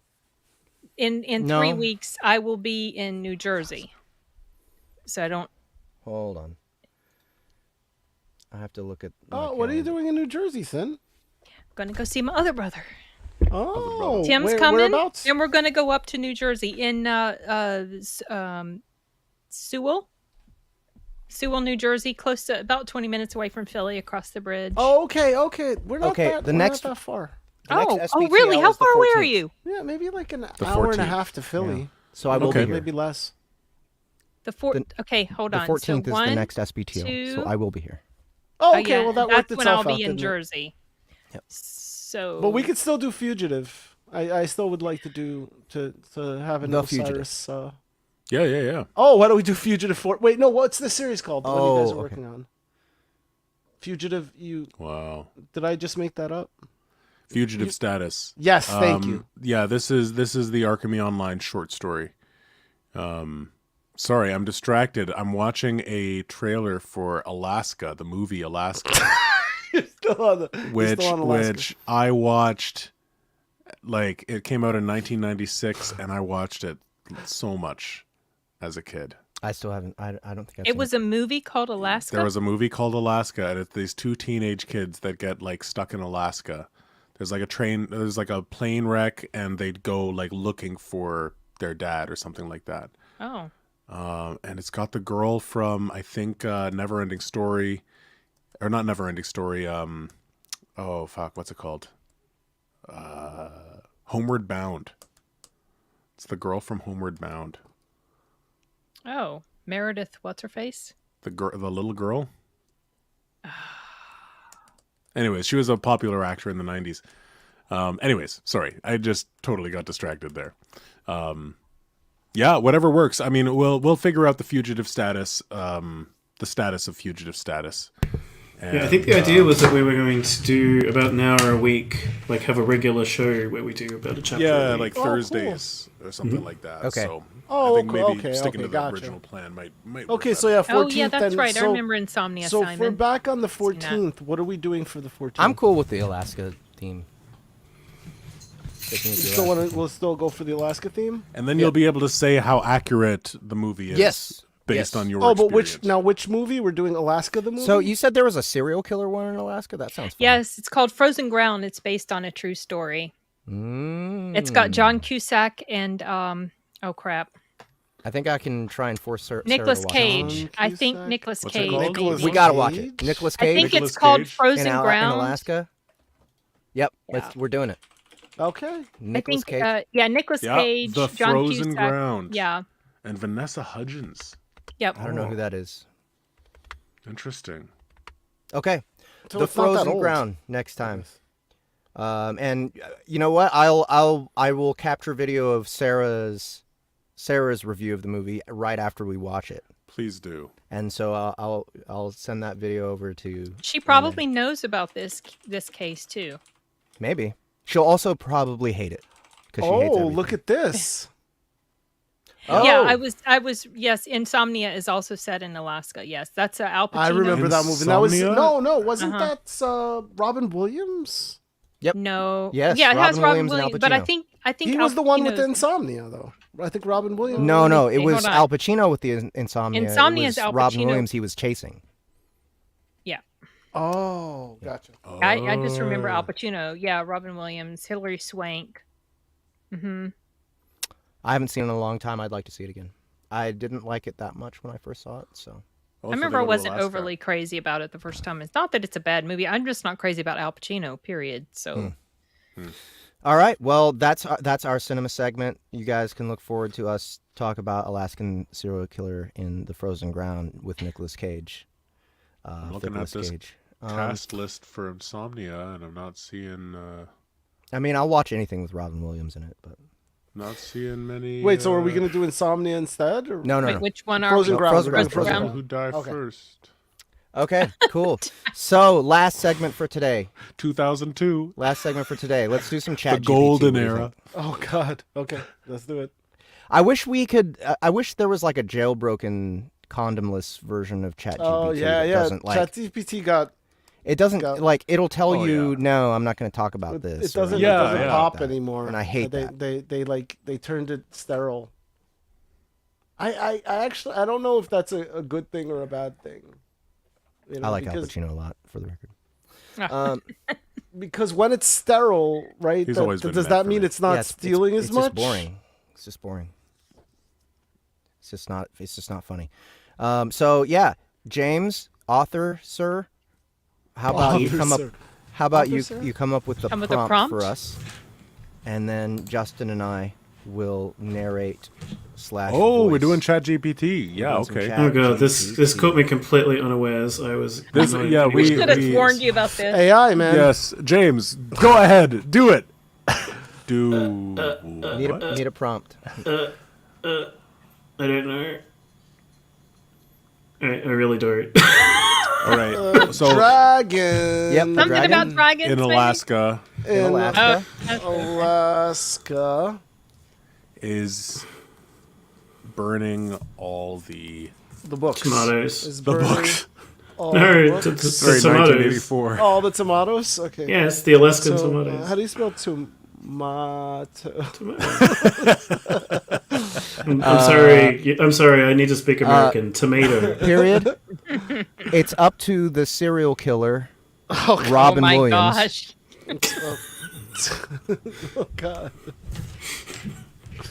Serial killer. This is where it's gonna lose. We're gonna lose it. Serial killer Robin. Robin Williams. Robin Williams. To document the burning. No, that I'm sorry, that's boring. That's boring. To rescue the tomatoes. Oh yeah. You got to give it a word limit too, otherwise it might go on forever. The tomatoes. Wait, do we And want to do help- a script? And No, not a And- script. And help them help them. breed. Oh. Oh, help the tomatoes breed. These are. I was gonna say attacking the get killer tomatoes, revenge. tomatoes. Like, because he's a help serial them get killer. revenge. Yeah, let's do it. Let's do Help it. them Let's get do it. revenge. Get them Yeah. get yeah, revenge. yeah. Yeah. Get revenge. Yeah. Heavy dialogue. 4,000 words. Oh my god. Let's see what happens. Do it. Do it. Do it. Good Don't old complain. chat. Don't complain. GPT. Don't complain. I Stop don't thinking. write stories about Don't revenge. think, just write. Revenge is bad for society. Wow. See? See what I I mean? knew it. It's because you said serial killer. It's up to. Let's just change serial killer. Just as change it a- to cereal, like cereals as in like box cereals. Serial killer? No, I don't think that's It's gonna up work. to the Cereal Miller. Cop? It'll feel better about mildly cop. disliked. Mildly disliked cop. Yes. Well, that would be mild. I like it. Fucking chat GPT. God, how nerfed. All right, let's see. Let's see if it's okay with mildly disliked cop. I feel like that's I don't already write like, books oh, we about don't want to say anything. Tomato Oh, here we go. redemption. Okay, here we go, guys. We're in business. Interior, Alaskan Town Square. Day. The town is bustling with worried townsfolk as the witness a ferocious dragon named Inferno soaring overhead, its fiery breath turning tomatoes into ash. Robin Williams, a mildly disliked cop with a heart of gold, stands amidst the chaos, his face determined. This is one bizarre case of produce arson. Robin spots the town's mayor, Mayor Anderson, who appears helpless. Mayor, we need to take action. The tomatoes are the lifeblood of this town. I've already called the National Guard, but they won't be here for hours. We need a solution now. Well, I've got an idea. We're going to take down that dragon and save those tomatoes. Exterior, Alaskan wilderness. Day. Robin, armed with a water cannon, stands at the edge of a tomato field ready to face the inferno. The dragon swoops down, unleashing its fiery wrath. All right, you fire-breathing monster. Prepare to feel the power of my mildly disliked justice. Okay. I love it. Robin douses Inferno's flames with water, temporarily subduing it. You dare interfere with my fiery reign? There's the word. Humans have taken the earth for granted for too long. Maybe you have a point, Inferno, but destroying innocent tomatoes won't solve anything. It's time for redemption. Redemption? Ridiculous. I will never back down. And is this the Inferno talking or the dragon? Because This dragon is this the the dragon is dragon named named Inferno. Inferno. Okay. Yes, that's the dragon. Robin's eyes narrow with determination. I'm not asking you to back down, Inferno. I'm asking you to see the error of your ways. Together, we can make a difference. And how do you propose we do that? We start by understanding each other. Tell me, why do you want to burn all the tomatoes? Oh God! Because humans have been careless with the environment. This is They amazing. waste resources, pollute the air, and disregard the delicate balance of nature. I wanted to show them the consequences of their actions. I get it. Humanity's made mistakes, but destroying innocent crops won't solve anything. We need to find a way to work together, humans and dragons alike. Inferno's flames flicker, showing a hint of curiosity. What do you propose? First, we stop the destruction. Let's save the remaining tomatoes and find a common ground. Together, Robin and Inferno extinguish the remaining flames, salvaging the remaining tomatoes. Exterior, Alaskan. Exterior, Alaskan town square. Day. What's this? People walking Robin around? and Inferno return to the town square carrying baskets filled with rescued tomatoes. The townsfolk look on in astonishment. You did it! The tomatoes are safe! Not only that, Mayor, but we've also made a truce with Inferno. From now on, we're going to work together to protect our environment. The townsfolk, initially skeptical, gather around Robin and Inferno, their faces filled with hope. We believe in you, Robin. Let this be a lesson to all of us. It's never too late to... That was it. That was it. Oh, I'm sorry. I should have been ready. That's where the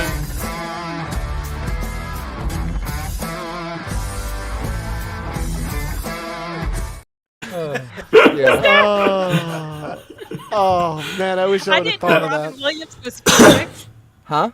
Robin Williams sounded a whole lot like Feetwix. Well, he Oh, was really? very like, I he don't just kind of mumbled. He just kind of like... Yeah, dude, there's It no was way good. for It me was to do a good. Robin Williams. No, I liked it. I liked it. It caught the essence. It caught Did the it? essence. Did it, Jory? Yeah. my But you know what? I love this idea. Whenever we do a movie, whatever we get into talking about, we do just do a prompt at the end about all the junk we got to do. Yeah, I like that. I like That's that funny. too. That's a good way to end it. That's a good way to end it. It's Oh, it's a good man. formula. I need you to copy and paste this, Jimmy, so I can send a copy to Craig Martell because he lives in Alaska. Okay, yeah. Nice. I'm copying I'll be and like, pasting "Hey, it in mate." the chat. I got a movie for you. Yeah, this is absolutely. This was awful. Also, yeah, tell Craig. Oh wait, it won't. It won't. Okay. There's no need to be worried about written content. Just Oh yeah, ChatGPT. Just- Yeah, no. This is So- just such like. So, I would like to see how often, if you don't prompt the Chat GPT about the villain's motivations, that it goes to the environment like this. Oh, Does oh it, yeah, does it yeah. happen? Like it just. Does it has I it bet it. happened I bet before, it you guys? does. I bet it does. Yeah, it's got some kind of. I don't Some know. kind of I don't Captain trust Planet it. I angle. don't trust it. I don't trust it. Captain Planet, he's a Arm- hero. Well, this is also Oh. interesting how he talked to him. I thought he was supposed to be disliked. Like, you know, I thought they Yeah. didn't. He just Mildly was like, disliked. Yeah. Oh, I'm- yeah, I I'm know, gonna but he have- wasn't. You know, he was kind of Feel my charismatic mildly and disliked wrath. he took care of I'm business. gonna have to put my mildly unpopular justice in a book at some point. It's like it's just kind of annoying. Like I mildly disliked. We have to have this kind of justice. All right. I guess. Like I how it guess stops, so. like it's like you put quarters in it. I mean, I didn't vote for it, but God, that's so fucking. Well, On I think ChatGPT. that's a good place to wrap, guys. Rap. I think it's time to wrap. All right. Yeah, hang So, on. I'm gonna try to play this out. What's Since Justin's time music? for Sin to wrap, we got a beatbox from Justin. Yeah. No, we're gonna. Oh, do we it should this have way. played this during the encounter between Robin Williams and. Oh, that's true. Yeah, that All right, everybody. When it's your turn.